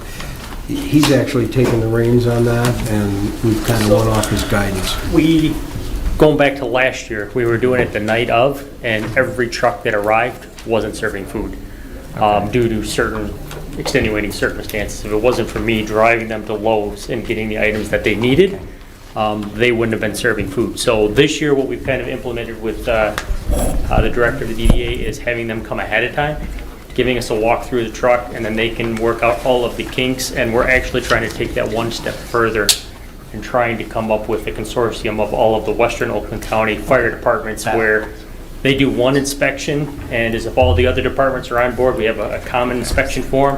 If nobody does the inspection, they just ship us the form, put a sticker on the truck so we know that's been inspected and it's good for a year, just like restaurant or extinguishers or anything like that. It's not from, like January to January. It'd be a year from the day they were inspected, so they're not out any months or anything like that. It's kind of what I'm working on. It's a slow process because I'm dealing with several other agencies at this point, but it is something we're trying to accomplish to try to make that a lot easier so it's a one-stop shop wherever they happen to be, and they could be good for 8, 9, 10 different communities potentially all in one inspection. That is good to hear, Rich, because that's exactly what I was going to say, is if they could get something sort of like where they could go to their local department and get it. Yep, I'm working on that, and hopefully here in the next handful of months we'll have something going with that. Okay, then other than that, thank you, Rich, that was great. The only other thing that stood out to me was the restriction on loudspeakers and stuff, and I'm wondering, would an ice cream truck fall into our food truck definition now? And then, They're a peddler. they're classified different. Okay, all right. As long as I don't have to, not be able to go and hear an ice cream truck crumping, I'm good with it. I just start running when I hear it. Yeah, run. Yeah. Yes. Grab my Come on, Sean, you don't run. Fair enough.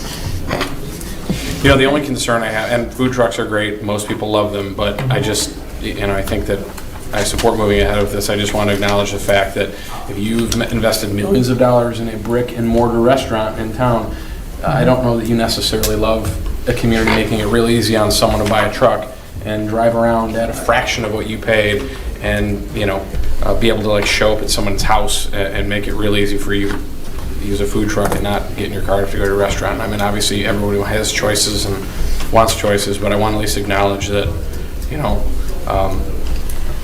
there are lots of restaurants that have spent a lot of money and continue to. Just want to keep that in mind. It's hard to bring the restaurant to an event, though. And It is. It's only 2 hours, too. It is. Yeah, and I'm going to And I support agree this. with you. I wanted to say it because I agree with that, too, by the way. But it's like the food person trucks are selling, here to stay. They're not going away. selling T-shirts in front of a store that, on a table in a tent. Didn't we have this argument when the the farmers flowers. markets, the farmers markets were Yeah. selling the vegetables Right. and And I think the grocery stores were complaining because they were selling vegetables and Right. they didn't get them. So, I mean, you're going to have it. I mean, Yeah. okay. So, anybody else?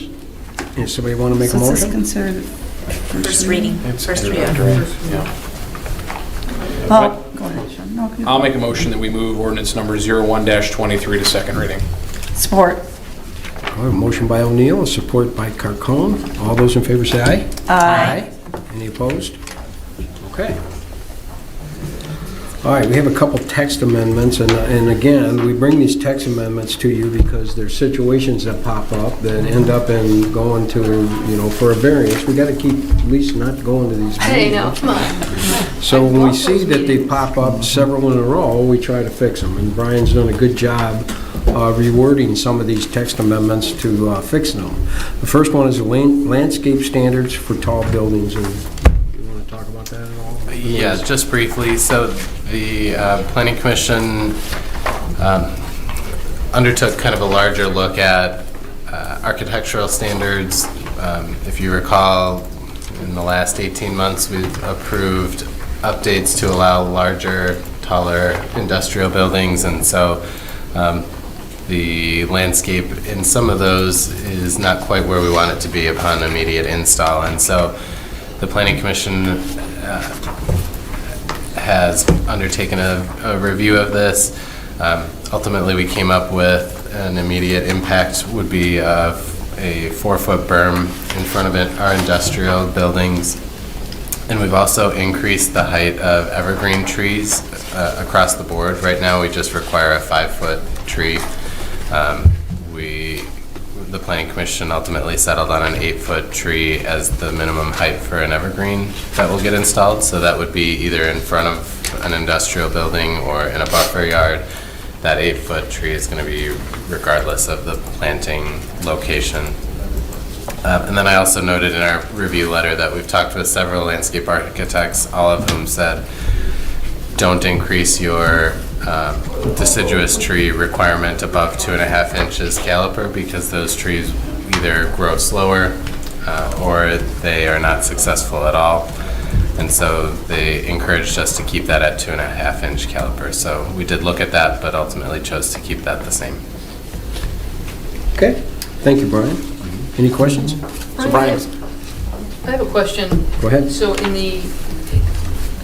with increasing the height of the trees, have you increased the height of the additional plantings that would go with that? So we're not going to have like a 2-foot bank of daisies and then like this ginormous pine tree. Like, have you thought of getting those other plantings taller? All of the shrub requirements that we have require a plant to be 36 inches in height within a year of planting.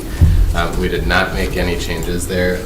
A lot of the shrubs that get chosen as landscape shrubs in the state of Michigan don't grow beyond that for maturity anyways. So unless they're using big lilac or burning bush or something, that's going to get huge. And we typically don't want that in the front of the building anyways. So those have stayed the same, at least as we're at right now. So based on the height of the tree and the current standards for the other plantings, that would not have a drastic, like it wouldn't seem off balance? No, I don't Okay. think so. And most of the time, if you look at a lot of these industrial facilities, they're not using the evergreen trees along the frontages. They're using deciduous materials, so it'll just get them up an additional 4 feet or more. And that'll make the biggest impact for us. That's the only question I have. Nope, I'm excited about this. I've been waiting. We're just looking for direction. We don't have, you're going to move ahead with public hearing at the PC and then bring this back? No, we've we held already, the public hearing. no, we already had a public hearing. Oh, there's just no resolution.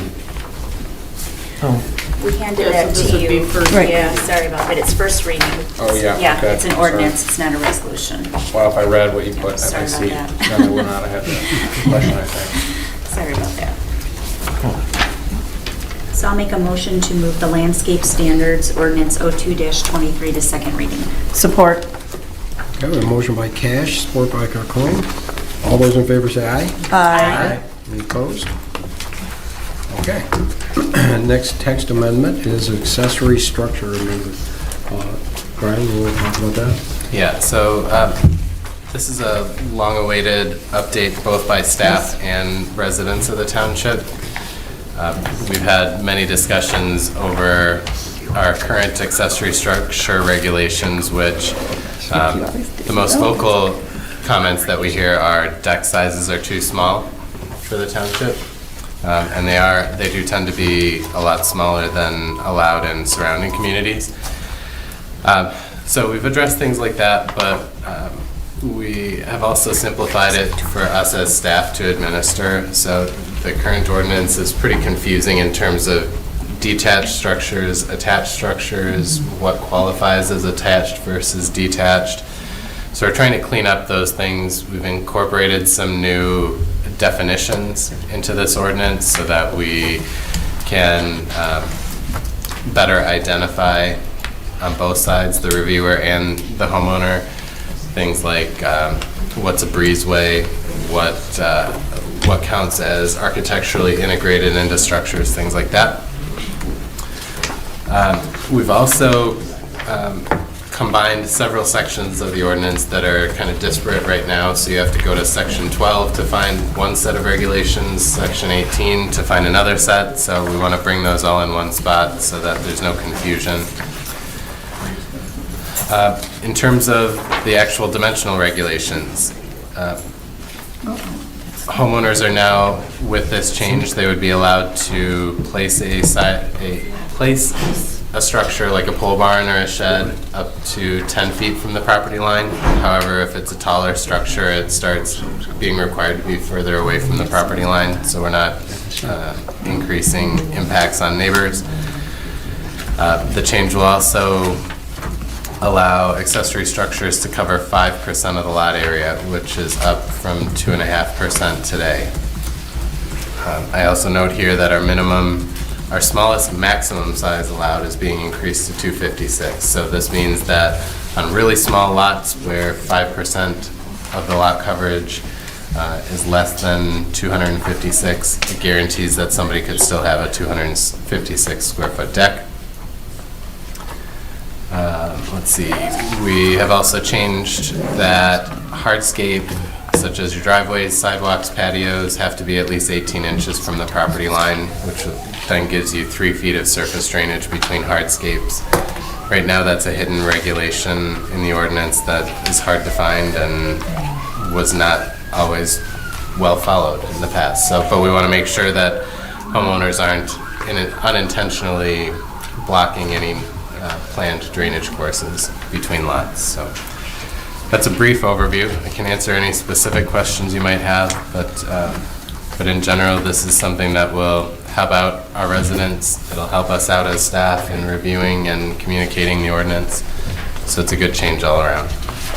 Yeah, this is a big one for Yeah. us. It really is. We get a lot of calls and we field a lot of situations for this very thing here. So this would be a big improvement for us. Yeah, I wanted to mention that Mark has between 20 and 30 applications waiting for this ordinance to change. People want to be able to use their property, and it's very difficult when you work at the hall full-time, and you have people that, they just want to build a beautiful deck on the back of their beautiful home, and they need the room. And then they come and we have to tell them no, and it's so disappointing to them when it's ridiculous that you can't use your property. And so we're actually very excited to bring this to the board because we're going to make a lot of residents happy, and they're going to be able to build a nice sized deck that they deserve to build. And I just don't even see why we wouldn't, but I wanted to put my 2 cents in because I know, first of all, Mark is always in saying, I can't believe they can't have this deck. It's ridiculous. And we're here for our residents, and I think it's a really great change. And we're really looking forward to this. So we're hoping the rest of the board will support this because it's important to a lot of people. And going forward, people want to use their backyards. Yep. So, anyways. So that's it. We'd like to get this passed, and It's a first reading, but. John, I have a couple questions. Sure. Just to clarify, because I really do appreciate the slide presentation that was in the Planning Commission materials. So I use that to kind of go back and forth. And that's in what? The May 8th Planning Commission meeting. So I don't know how much this ordinance changes from some of the definitions here, but I found that really helpful. So I have a couple of questions. I know one of the questions here in the slideshow is that decks, should they be included in lot coverage max or should they not be? And I just wanted to clarify that. They are still. Okay. Yes. Even though they're permeable? Okay. Yeah. And then, and hardscapes are part of the total lot coverage? Yes. Okay. Let me clarify. Hardscapes for residential are not included in the overall lot coverage right now because our lot coverages in our residential districts are really, really low. Okay. They're not intended to. Is it basically just counting roof area for residential right now? It is. It's structures with a roof. Yes. Okay. And then my other question was, I appreciate that you're trying to come up with a way to, where is that? Architecturally integrated. I like that. So I guess my question is, exactly what does that mean when I'm looking at this? So for instance, if somebody has a detached garage that does not have a breezeway, but they have similar siding on it, similar appearance to it, is that considered architecturally integrated or not?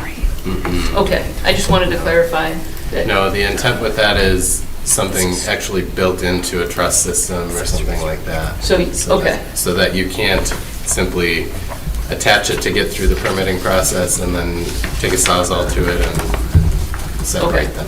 Got it.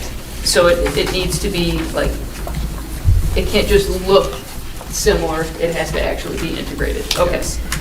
And then I guess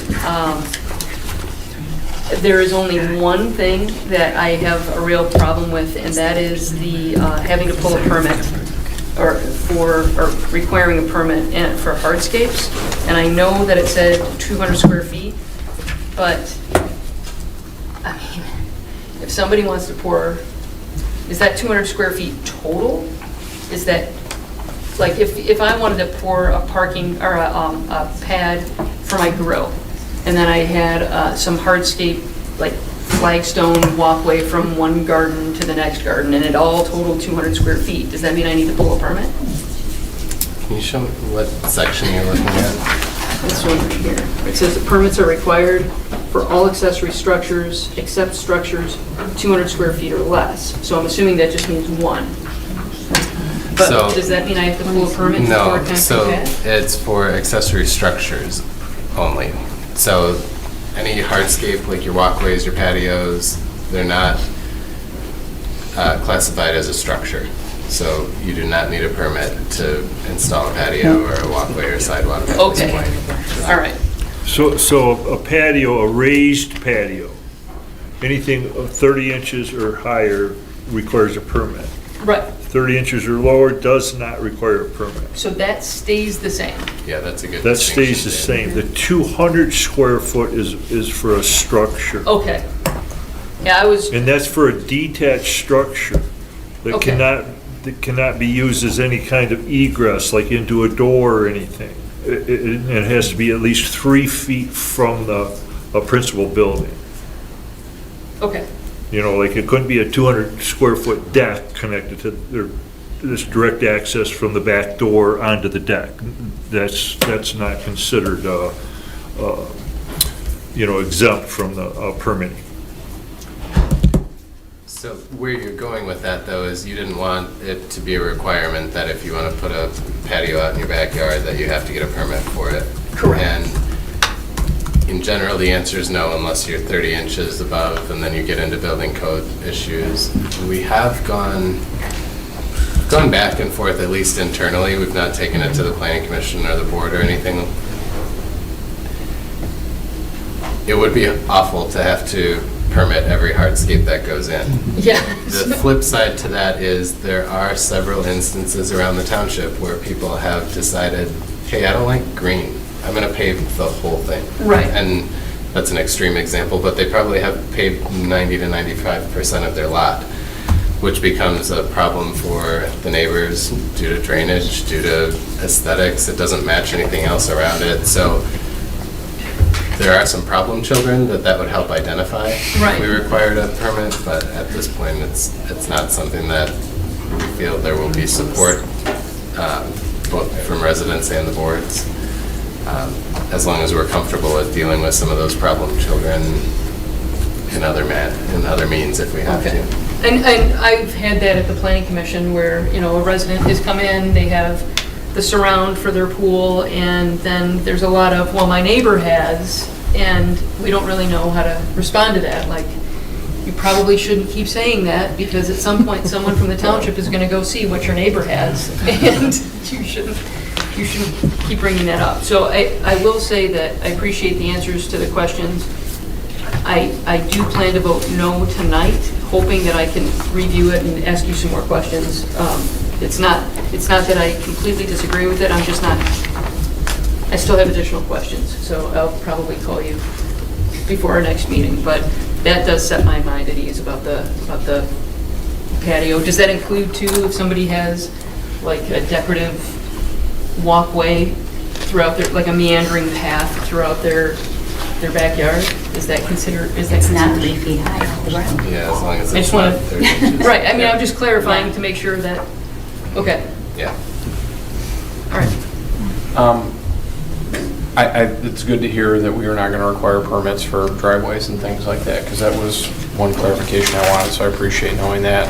And I don't have an issue with driveways and access drives, sidewalks being 18 inches, having a setback requirement of 18 inches. I just wonder, though, why miscellaneous structures has no setback requirement. I don't think we should allow people to put gutters, in 9 on page 5. Someone shouldn't be able to put their gutter right out to the neighbor's property line. So I guess I'd like to see 9 cleaned up, because, when you're talking about a garden, that's no big deal, but if people are building arbors and trellises, and statuaries, why wouldn't we require them to be 18 inches from a property line if a driveway has to be? Because I certainly know that there are, it's not common, but occasionally there are neighbor issues, and it goes back and forth, and there's lot line disputes, and I mean, that's a civil matter between them, but it seems like if someone's going to start sinking arbors and trellises and flagpoles in the ground, why wouldn't we also make them be 18 inches, sort of similar to the driveway? That's the only thing I'd like to mention. Gardens, not such a big deal. Hedges, maybe not such a big deal, and gutters shouldn't be. I mean, you're just pumping water on your neighbor's yard. There should be more, you shouldn't be allowed to flood your neighbor out. I mean, it's not, They probably like that right now. They might, yes. Yeah. Good point. So. Well, that really doesn't change a lot of the whole, I mean, if we moved it. No, I'm Yeah, good I with think it moving might make it a along. little better. I don't know. I just made that comment about 9. I don't know if the planning commission talked about that, but it just seems like if you're putting, I don't think an arbor is structure so much, it's not a shed, but at the same time, you know, you're putting something that could be considered imposing right up with 0 setback, right up on a property line. I don't like that. I think if we're gonna use 18 inches for driveways and hardscapes, we should use it for, you know, anything you're burying in the ground. Garden, not a big deal. I think that's a fair comment and easy enough to change. This particular section is a reformat of what's in your ordinance today. Like if somebody wanted to build a trellis today, they could do it right up on the property line. I think it makes sense to make that change. I think it's a good catch. And I'm happy to do that for the second reading if you want to go that route. Yeah. Right to the property. Okay. It's just a trellis. You can build a fence on the property line. I was gonna say, some of that might change Yeah. too if you have a fence, because if you're putting a I have a trellis trellis against a fence, Right then to my that's property different than, line. you know, So my neighbor and I could flagpole go right on the through line. my arborvitae's. I would like your trellis on my property line. Yeah. I'd be all right with that. We have a problem sometimes on that, on the setbacks. They planning or they're putting a fence right in the swale. So we get, most of our lots have swales between them, and we like to stay 18 inches in each yard, or they put a planting in there and they put a bush in there, it's gonna die because of the water in there. If they put a fence in there, now they can impede the flow of the water because of that. So I think everything should be 18 inches away from the center of that. And most of the new neighborhoods have drainage easements where you're not supposed to, I mean, they have approved plot plans, they have grading plans, they're all designed to you know, flow Right, water away from the foundation The land- into these swales. The landscapers aren't aware of that, you know, they Right. come in there and they do that, and people said, I planted them twice and they keep dying. They're the Well, guys who said everybody's sprinklers are running at 6 AM too, so we have a water problem. Well, I think that's a pretty good ad, and I don't think it really changes, you know, what we're trying to accomplish here, so, and this is a first reading, so it can still be worked on. Sure. Yep. Yeah, I definitely appreciate the movement towards both more permissiveness in some areas and more clarity. One thing that was a little weird to me that wasn't clear from just the minutes of what was the rationale behind changing instead of the rear and side setbacks being the same, making one of them fixed and one of them variable with height? The 10-foot thing. Yeah, we had originally started with it being variable for the rear as well.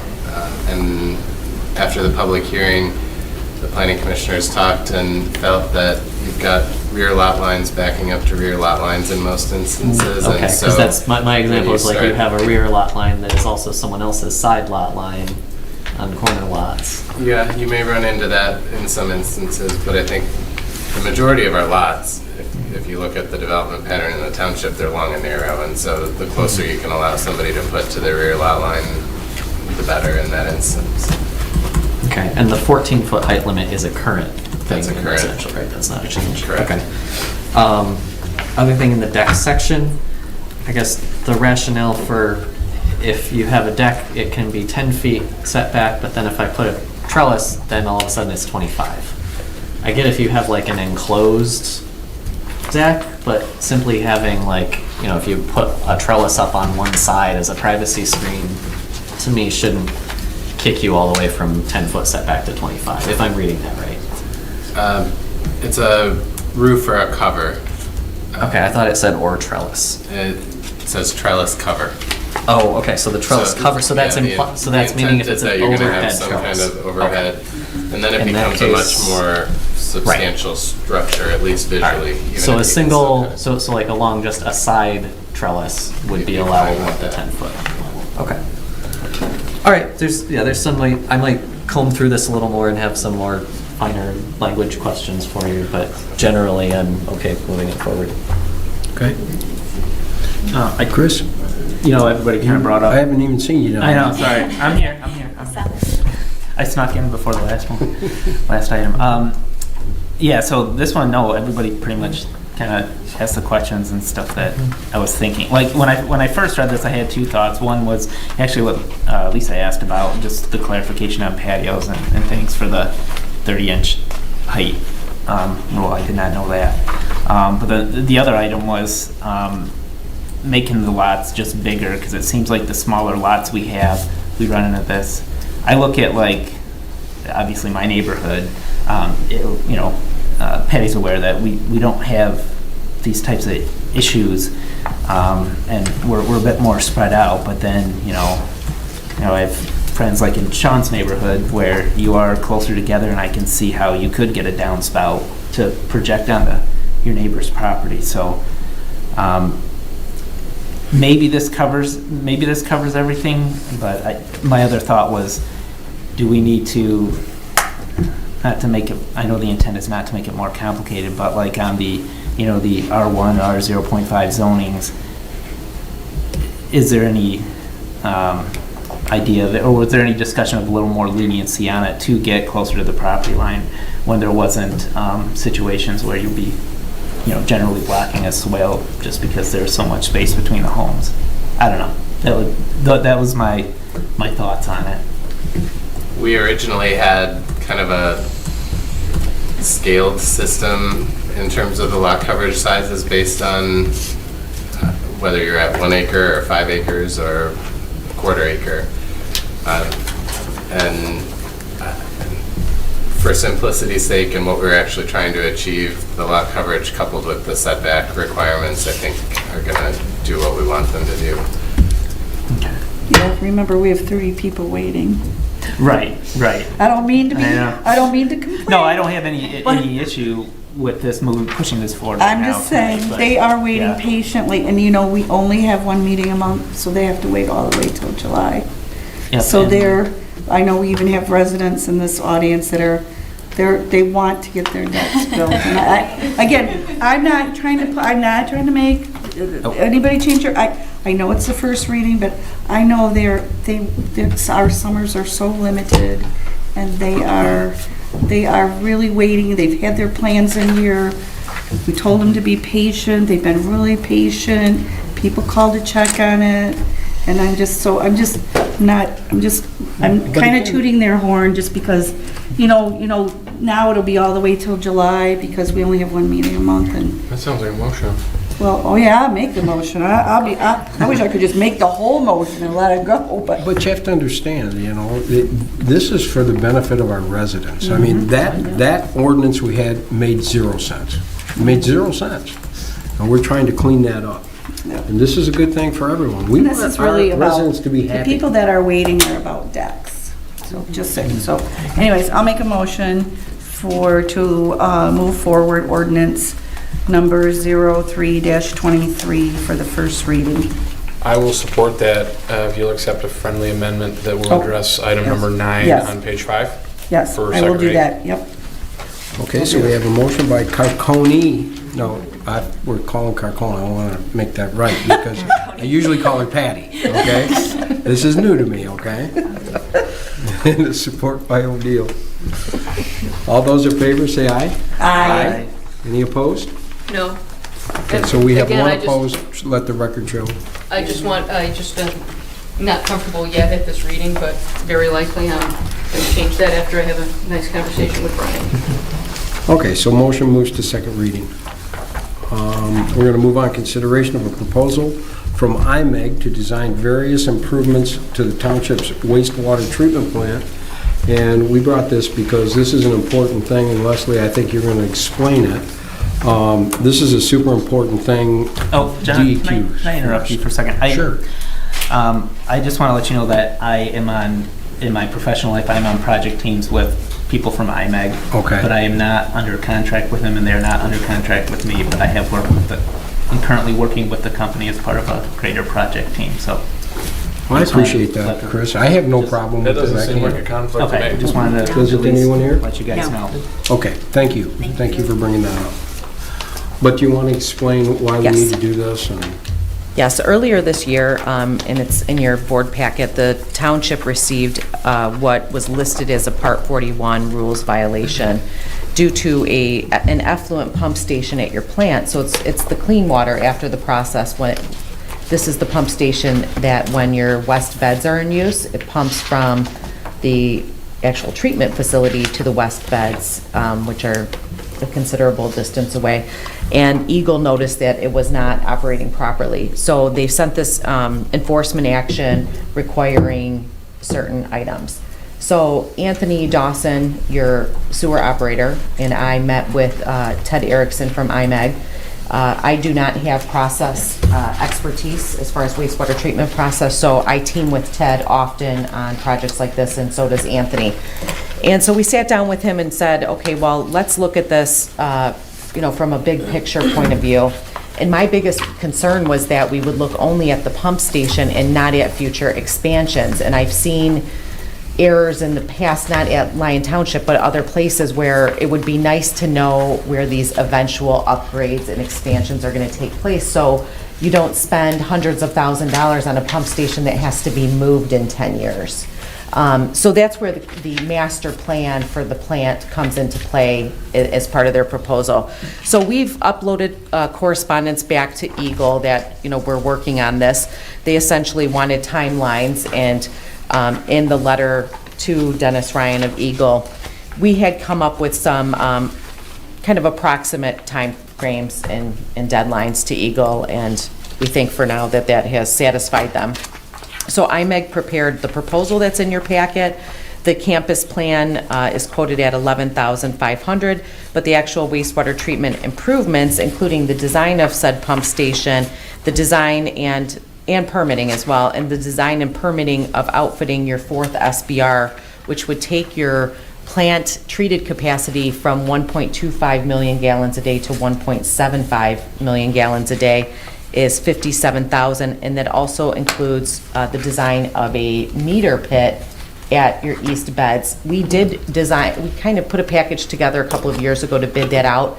The prices were really high because it was a very small project that required 4 trades, and quite frankly, the bidder said, this isn't big enough, we're not bidding on this. So when we met, we said, well, let's make a project that you can get some good pricing and have all of this work designed at once and put out to market. And so that's their second quote, which is task 2, the wastewater treatment plant improvements of $57,000. So there's a total proposal amount of $68,500. Okay.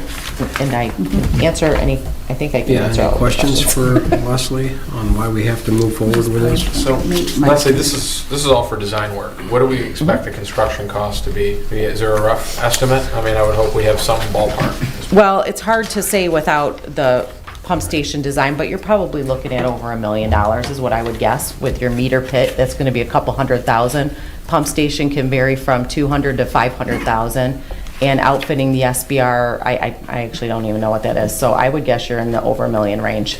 And this is just to increase, just to have it function as it's designed as opposed to adding any additional capacity. I would probably have him look at least where you could add additional pumps. I kind of like when pump stations are designed that way. You design your vault for ultimate. Right. And then you just add more pumps and controls as you go. So your expense, the really expensive part is all your excavation, your concrete, get that set. So I would hope that Ted would look at it from that point of view, and that's what I would suggest. But this includes the fourth SBR. Yes, it does. And that is one that's just open hole. We got a concrete pit with nothing in it. That's the last one, right? That's the last one we have. Well, for now, you'll have more. Okay. Well, That only takes you to 1.75. Ultimately, you have to get to 3 million. Right. So the 68.5 is not a bad price for the work that's being proposed, I think. I just was more curious about the, how many zeros would be in the mix. And it sounds think like you're it's looking at 6. 7-figure. 6 zeros. It's definitely. Right, 6 zeros, 7 figures, right. Well, I think it's going to be it'll be closer to 2 million. It might be. I'm guessing. But we have budgeted the money for it. We have a healthy. We have a budgeted the healthy money sewer. for it over the And that's what last it's 3 years. for. It's supposed to be there. Yep, it'll come out of the sewer fund, and that's what we've been. Well, that's what people pay their sewer bills for. That's to cover exactly these right. kinds of things. So So when I we have don't have an issue with it. I was just curious what the. And the meter pit part of it will really assist with the operation of the plant. Right now, Anthony has to manually change if it goes to the east beds versus the west beds. This meter pit will have an actuator that once it hits a certain flow, it automatically goes to the west bed, and that is missing. So it will really improve your capacity and your how your plant's operated. It's missing, but it was supposed to be there? No, we tried, this is the one where we bid this as a separate project, but Okay. the one price that we were able to get after bidding it twice was very costly. It was over $250,000. But that west bed was built without that. Yes, it was. That was built, we had the east beds, and they built this meter pit without that actuator, and Right. now we have to put it in, because I just didn't know if this was another, item on the list of things that were not done properly by previous design professionals that we're now making up for and correcting because of their oversight or their errors. I don't know if I And the would. work that they did, that we paid them handsomely to do, that wasn't performed adequately, frankly. Well, I'm not saying I that, just I'm wondered just saying it if you- should be there. Right. Okay. Well, because he It would has be a to good watch idea to the put it meter. He has to watch the meter. and Exactly. when, Eagle doesn't like it when we overflow the east beds too long, and Sure. Right, it'd be a this would permit make it violation. automatic, Yeah. so. Thank you. Yes, no problem. Do they indicate the timing on this? Pardon? Did they indicate the timing?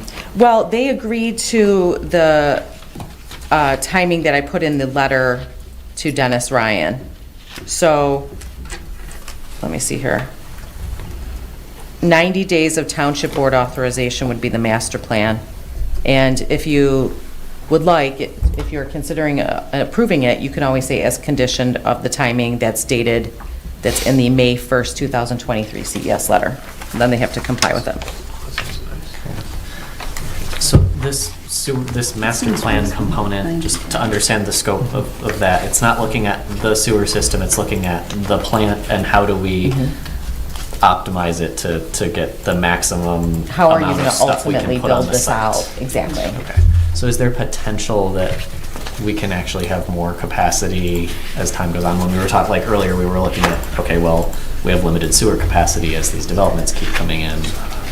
In my opinion, no. So this is just the treatment capacity.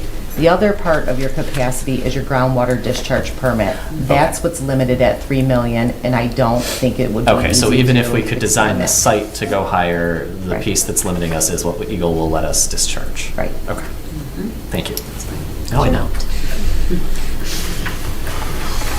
Anyone want to make a motion?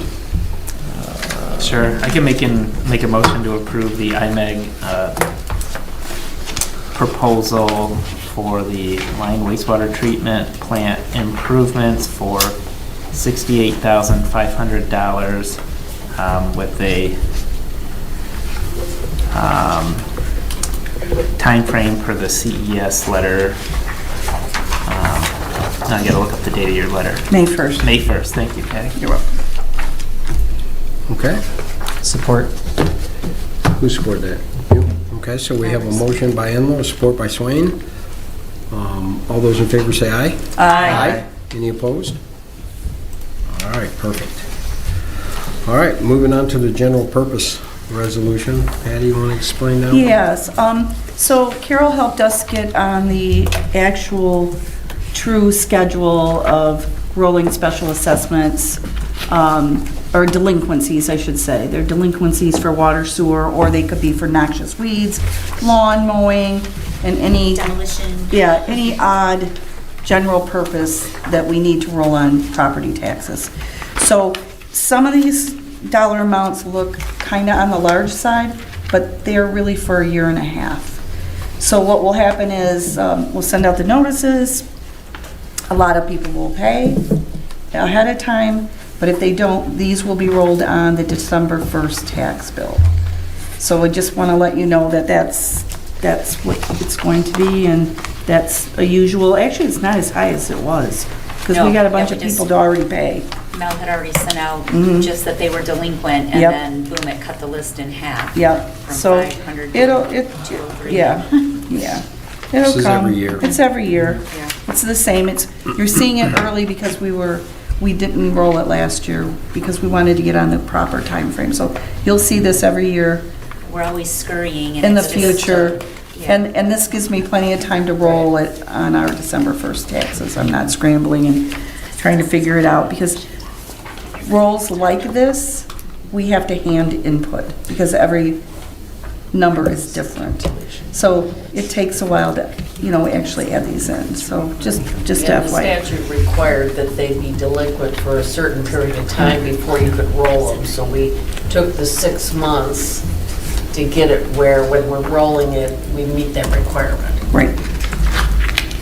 And it always fell on election time. Yeah. So we were always scurrying and forgetting that we had to do this. So Yeah, it's so not we're- worth it. We want to do it early. Yeah.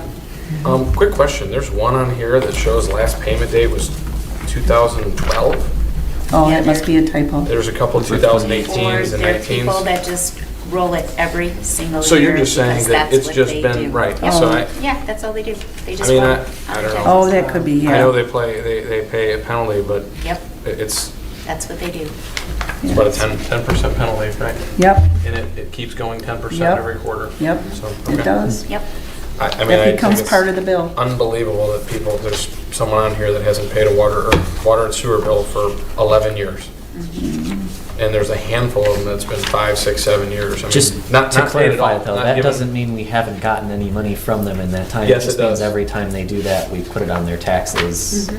No, I think No. it's say that's the last date they actually paid, Well, right? well, no, It no, goes- it- it's no. rolled. We roll it on the taxes every Right. year, and it comes off. We get it, it goes there, but that's probably the last time they physically Right, they paid. had- Well, I they guess haven't paid what I'm a saying is bill. they- Yes. Right, they've been paying it because we put it on their Okay, right, taxes. right. But the last time they actually came up here with a check Yes. was Okay. was Yes. March of 2012. Yes. But we For haven't any had amount. money that's owed to us since Right, then. I just, No, oh no, we roll all of it. no, No. I just think that must be right then. I just can't believe, It's a way to manage your finances. Yeah, I mean, no payment whatsoever in 11 years. So anyways, this is, Okay. So I'd like to make a motion to approve Resolution 2023-14 to allow me to put a notice into the paper, and we will mail the mailer out to everyone on our list. I'll support. Okay, we have a motion by Cash, a support by Carconi. All those in favor say aye. Aye. Any opposed? All right, moving on to the, Yeah. we're going to, the amended resolution, and it's amended because we raised it. Submission to Oakland County, the interim local transportation reimbursement program. And Brian, you've been working on that. You can Yeah, I can give a little overview. So at your last month's meeting, you requested a reimbursement of $30,000 from Oakland County for our transit costs associated with the millage,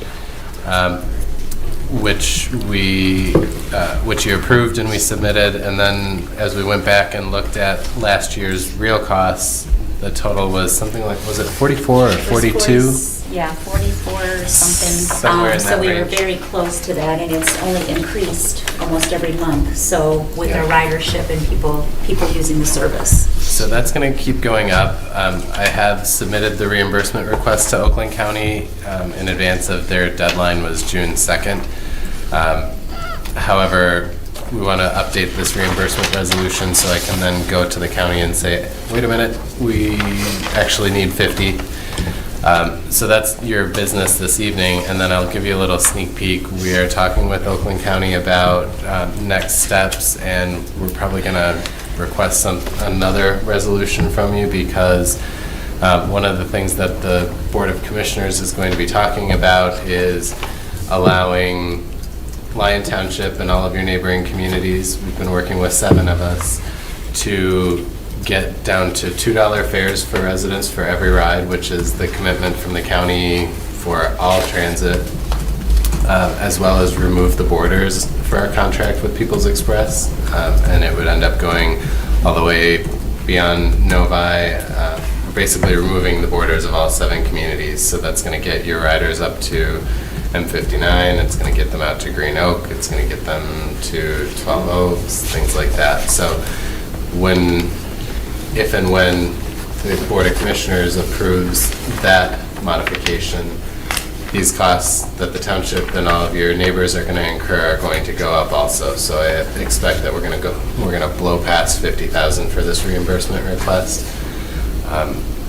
We're waiting to sign that contract or bring that contract to you with People's Express until the county commits to reimbursing you for those additional costs. So So bottom line, it's better than 30. Bottom line tonight, 50 is better than 30. Please approve this resolution so I can take this back to them. I'll make a motion to approve Resolution 2023-15. I'll support. Okay, we have a motion by O'Neill, a support by Blades. All those in favor say aye. Aye. Any opposed? All right. Okay, now we have some pedestrian doors at the fire department that are in badly need of repair. And Chief? I'll stop starting every memo with the building is 21 or 22 years old, but I think we all know that by now. If you could give it to us in months, we'd appreciate it. Yeah, it's cut and paste. It's real simple. So anyway, this is the first thing, and I sent you pictures today, just I guess little photo evidence, just as the 4 exterior doors and 1 interior door that are beyond time to get replaced. And so Garrett Door is our does the maintenance on all of our overhead bay doors, and they gave us a quote of $14,528. This was budgeted at the end of last year for this year, and I'm just looking for approval to get those doors taken care of. Okay. Sorry, Go ahead. does anybody- No.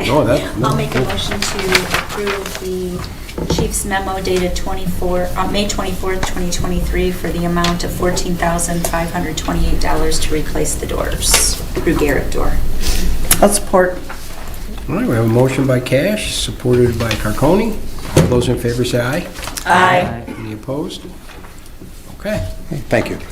The next item, can I do that, Go John? ahead. So, is the making improvements to both fire station dorms, and with the addition of full-time personnel and more integration of male and females, we're just trying to get some separation and more privacy for those that are staying 24 hours. So they are identified by station as far as the demo, framing of new walls, drywall. Station 1, the bigger difference is that we are also finishing up our LVT flooring that we've done throughout Station 2 and pretty much half of Station 1.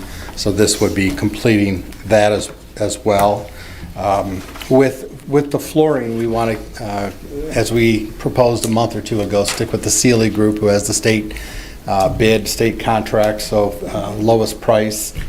We did get the 3 bids for the other station work, and we recommend going with Iconic Construction at a cost of $29,837.50 plus the amount of $16,904 for the flooring, for a total of $46,741.50 coming from capital improvements, also approved at the budget. Okay. Any questions? For Station 2, the 3 separate quarters, is that 3 people, or does one of the quarters have capacity for 2 people still? I'm not sure where that was. It's, We have Just how we have a captain's quarters and then a firefighter's quarters. So 2 firefighters, I think we can. You could get 6 firefighters in the captain's quarters if need be. Yeah.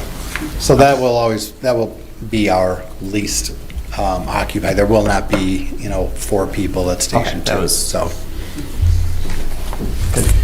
Okay. I looked at the price, I read page 1, and then when I looked at page 2, and I had actually contacted the chief, let him know that I thought it was pretty reasonable, given the cost of everything these days, to get this work done for, $29,000. This really is needed too. Yeah, it's been kicking the can. The flooring, yeah. And it's hard getting 3 quotes for anything. For the renovation, it seemed pretty reasonable. And the floorings with the state minimum pricing, so that's just. Plus even getting somebody to do it, I mean, that's a whole other thing. Yeah. When can they start, Ken? Do you know? We'll be calling tomorrow. Call them around to get them scheduled. To get on their schedule? Yeah. Okay. Make a motion to approve the fire station dorm renovations as outlined in the May 24th, 2023 memo from the fire department with a not to exceed amount of $46,741.50, which includes renovations to the quarters in both stations, as well as completing the flooring that needs to be replaced in Station 1. I'll support. Okay, we have a motion by O'Neill, support by Blades. All those in favor say aye. Aye. Any opposed? Thank you. Okay, there you go.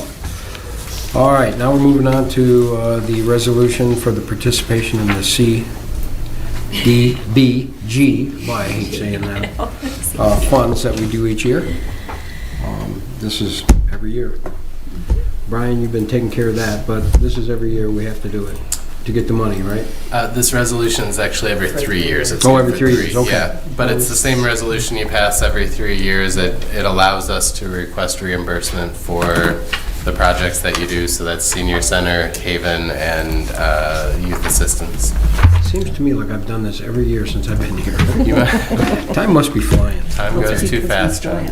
We have the project dollar amounts. Oh, because Each year. each year. That we separate how much we want to get. That's what I'm sure. I'll make a motion to approve Resolution 2023-16, Urban County Qualifications year 2024 through 2026. Support. Go ahead. Yep. O'Neill? Okay. So we have a motion by Cash, is support by O'Neill. All those in favor say aye. Aye. Any opposed?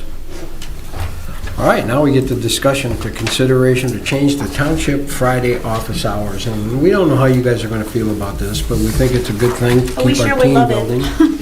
And we are completely dead on Friday afternoon in the summer. Most of the foot traffic comes in early, and then it actually stops about noon.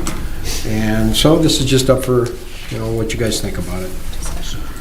Can I actually say a few words? Absolutely. You can. I know Michelle wrote the You probably memo won't for work all us. day Friday. That's exactly right. That's exactly what I was going to say. But exactly.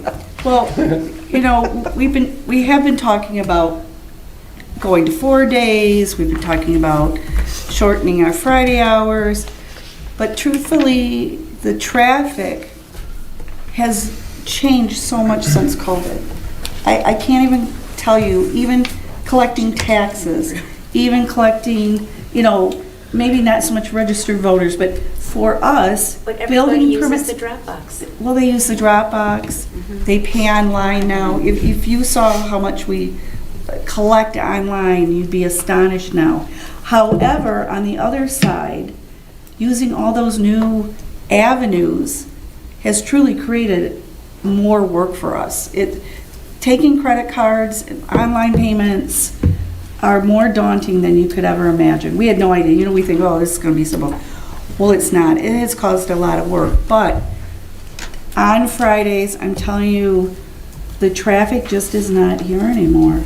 And you could just shoot a cannon through, we're all here, we're all working, but we thought it might be just a good thing a healthy thing for our staff. And again, we didn't know how you'd feel about it, but we have, we wanted to bring it to you and see what you feel. I think summer hours for the 3 summer months is great. In the municipality that I work for, we do that in June, July, and August. Actually, tomorrow we will go on to summer hours. But in order to not decrease our ability to serve the public, because that's what we're here for, we add time during the first 4 days. So we're not losing time. So we're not just closing. We're just flexing the time. So people take a little shorter lunch and people work like an extra half hour a day. So that way, and really I think the public appreciates it, because think about the building department. Those guys don't start at 8 o'clock, they start at 7 or 7:30. So if they had the ability to get in here at 7:30, maybe they would appreciate it. Maybe it would be a way to, during the 4 busier days, address that need for them. And then, we're covered with still being open for, we're just flexing out the hours. So I think it's a great idea. I didn't know if you had thought about that. Just starting for discussion. But I think doing the summer hours thing, I agree. Friday afternoons, and it's been my experience, we've been doing it for a few years, we don't really get any complaints about it. And actually, when the summer hours come, what we hear at our counter is they appreciate being able to come in, a little early, or, there's some nuance to it. But the staffing is just, we have some swing shifts, so the staffing is just more adequate during that time. So it's a little different. than it is here. We have a goofy thing where half of us start at one time and half of us start at the other, and then same thing with finishing, which is not the case here. I've never known any other place to do it, but where I work. But the summer hours thing, people love, and the residents. The first year was an adjustment, but we don't hear anything about Friday afternoons generally. And Ben, you make a good point. If someone had to take care of something on a Friday afternoon. Oh, yeah, we know our responsibilities. No, we do. They have the It's ability just- to do it online. Yep. You know, sometimes that they didn't have before. It's really changed. For us in the treasurer's office, tax season is always, not talking about, but the treasurer's office, tax season has always been very daunting. You have a lot of foot traffic. And I'm telling you, that has substantially changed. And we look forward to seeing the people. I mean, we're kind of excited because we get to see a lot of our residents that we've known for a long time. I think they look forward to seeing us. And we still have our like steady eddies. They still come in, they want to give you the tax payment, they want to chat with you. But on the whole, I'm telling you, life has changed. People pay their water and sewer bill online. They don't want to, they don't want to be bothered. They don't want to come to the hall. And you can notice that it's really changing for us. The work hasn't changed for us. It's just the way we're getting payments, and it's kind of a little bit disappointing because we like to see the residents. But it's just totally it's a different animal now. I always come in and see you guys. Well, of course, I have to take your taxes still, Shirley. But it's really has been different, and we've talked about it, and we do really have wonderful employees. We thought this might be something, people could get off at noon. It would be, it would be a big plus for them and bonus for them. Yeah. Our next item will be talking about elections, and that's going to change some things, but if they move the elections around, we know what our statutory duties are. We will be here. Our staff is here when we have to be here. We're here on weekends when we have to be, so. I think what I would like to see is, I agree with Sean, though, like having some extended hours, especially too with summer. People want to kind of capitalize on the nicer weather, so if they can hit the township hall, if you guys are open earlier, or employees are here earlier, if they have more of a flex as opposed to like saying strictly it's Friday, that is the half a day. Maybe some employees would want to have flex time where they have Monday as their half a day. Well, Lisa, we talked about that. It's got to be all of us or nothing. Yeah, it gets too We're crazy. too small. We're too small still. We don't have enough employees because you have to have a treasurer here to collect money, and you have to have a clerk here. And if somebody's on vacation, I only have one person, and she calls in sick. It would have to be. We talked about that too, but you just can't. Right. It would be too small for us. Flex time is not something that would work. I think that adding the hours to somebody, or adding the hours like Sean suggested on Monday through Thursday. I had a situation where we needed something to be, have it, oh my gosh, notarized. And there was nobody that was open after, a bank or, well, did you want to come to my house? Yeah, and so it was really difficult. And actually, I reached out to Kathy Eckhout, but she was on vacation, and we were. But I'm a notary. And Mel's a notary. Mel's a Right, well, notary. I didn't. Mel's a notary. Right. We have tons of notaries here. But I trying to hit that within that, that 5 o'clock or 4. On Fridays, you're normally here till 4:30, right? 4. Or 4. So I think if we could have that extended hours on Monday through Thursday, you might be able to serve some of the people who can't make it, especially in the summer. If they're working outdoors, if they're working construction, they're not home by so much later. So creating some of that additional time Monday through Thursday, I think would be a benefit. Sean and Lisa said basically what I was thinking. As long as we're talking about shifting the hours around and saying we're going to close on these 4, but we're going to move to 4 hours of time happening somewhere else, then works for me if that is what we think people would enjoy. It was really 3 hours. Okay, well, Because you got to give everybody, we have an hour for lunch. Well, and I would even say, let's say you added a half hour a day.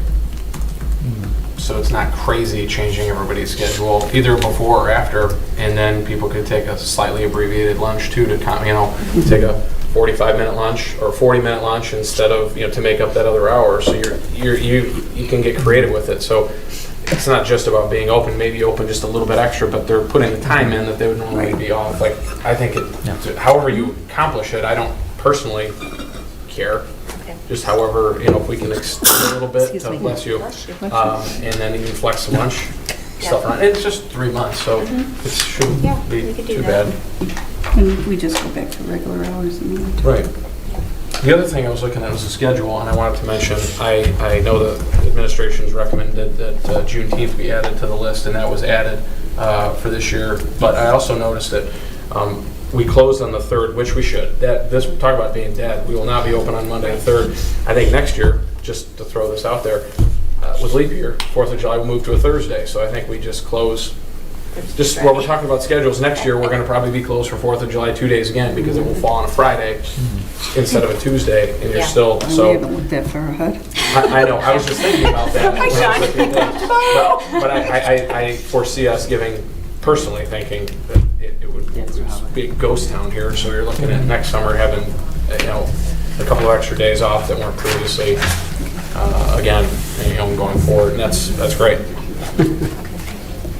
So do you need something from us, like today? Do we get back and decide and then let you know what it's going to be so that we can take the Friday off? Whether it's going to be the half an hour in the morning or the half an hour after? Well, we just put it in there. We didn't know how you feel. We would start this Friday, I would say, if we're just shifting time around. Yes. Summer's not any shorter. You can't make up for today, and we got to give you guys some time to figure out how it's going to work. But I would say if you're just shifting the time around, and we can say to the public, hey, listen, we're going to be open just a little bit extra early or a little bit extra late to keep this covered. I personally, I don't want to speak for you guys, I'm good with you guys figuring it out and just letting me know. Okay, and then we'll post the hours. What if I trade all the time I put in for everybody else? No, that's too bad for you, buddy. No, but I would say that if everyone was, if you were anticipating doing it this Friday, you're not going to be able to deal with the change today or tomorrow. And you got to talk to people, and they've got other things they have to. So I would say for this week, I think it's really unreasonable for you guys to try to make the schedule change this week. Make the decision effective next week, so people have at least some time. Well, we still have people that have kids too. That's right. And we haven't said anything to them really. We just. No, I think we didn't want to tell them, oh, maybe and not, and we didn't want to disappoint anybody. We told them in advance.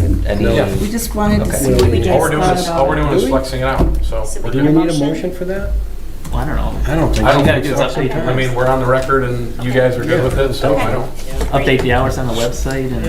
And I would also say that as you guys experience it this summer, you may come up with a different way of doing it for next year, so maybe we have a conversation earlier about how we do it. I know, but I was just going to say that way, we can deal with it next year in May and see what worked, what didn't work, and how do you want to tweak it.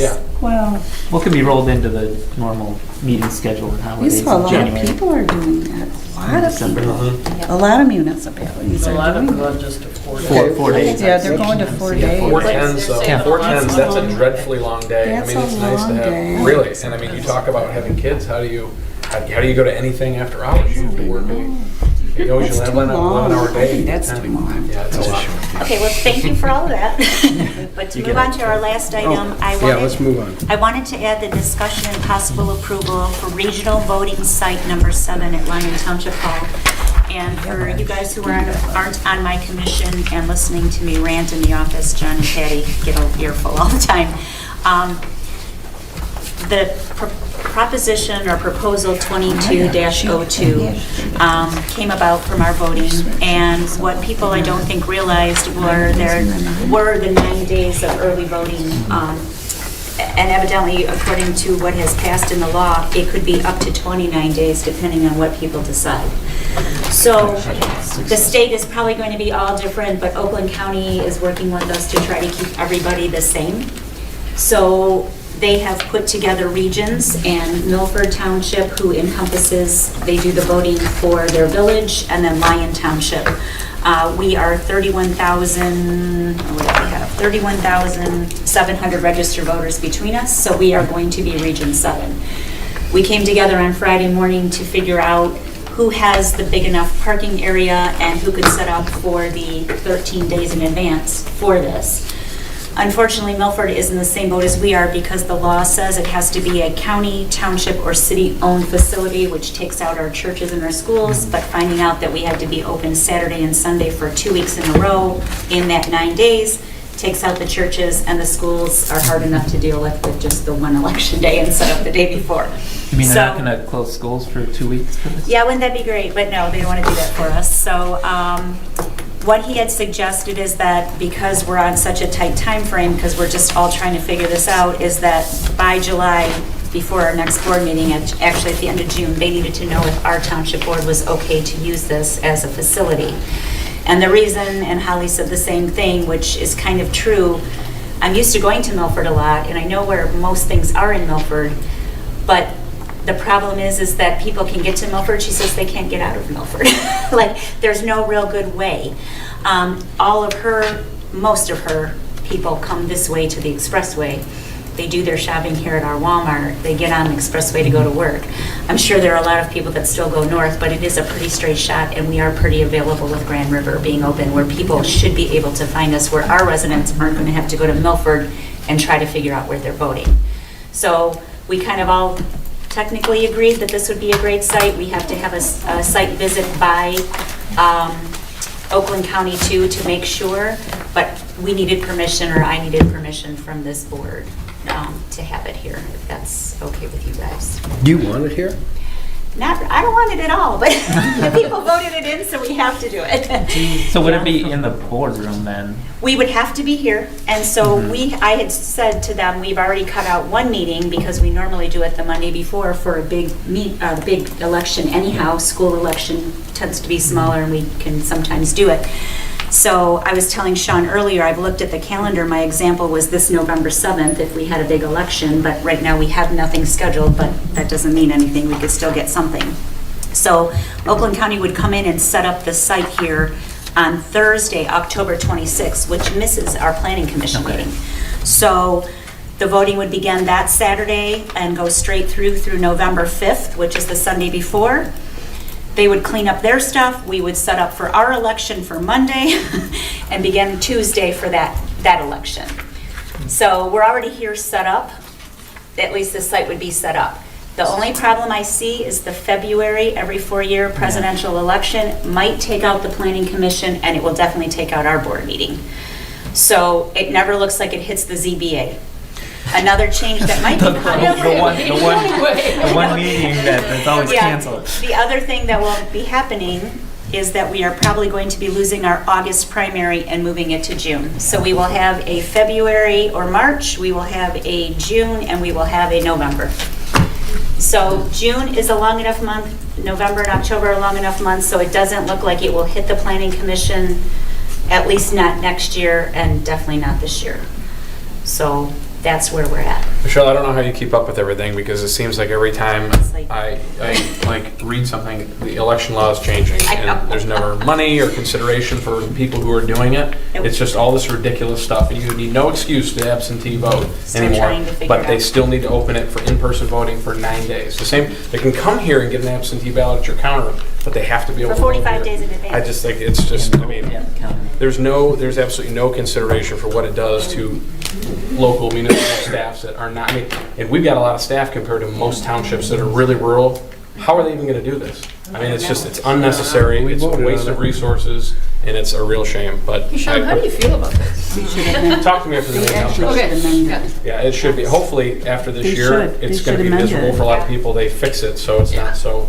Well, I think they have to figure it out some way, one way or another. I appreciate you stepping up and taking this responsibility on, because it has to happen legally, and it seems like, this is the best case.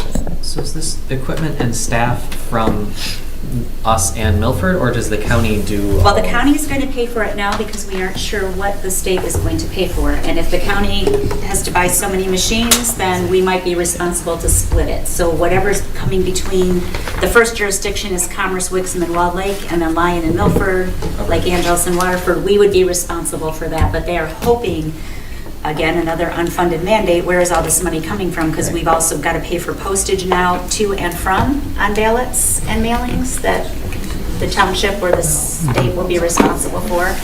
They're trying to get us postage things now, so there's just a lot of things they're trying to work out. We need new drop boxes, we need cameras on the drop boxes, it's all just crazy. Yeah, well, and Joe Roselle, the county seems to be really working hard to support the clerks, and I appreciate his efforts too. Oh, we do too. There's a lot of counties that have washed their hands. Wayne County is one of them that said, good luck, you guys, figure it out. Yeah, well, I appreciate his support from the clerks too.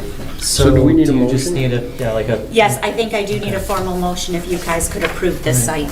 So, make a motion to allow the use of the township hall as a regional voting site number 7. Yep. Support. Okay, we have a motion by Swain, and support by Emma. Yep. All those in favor say aye. Aye. Any opposed? Okay.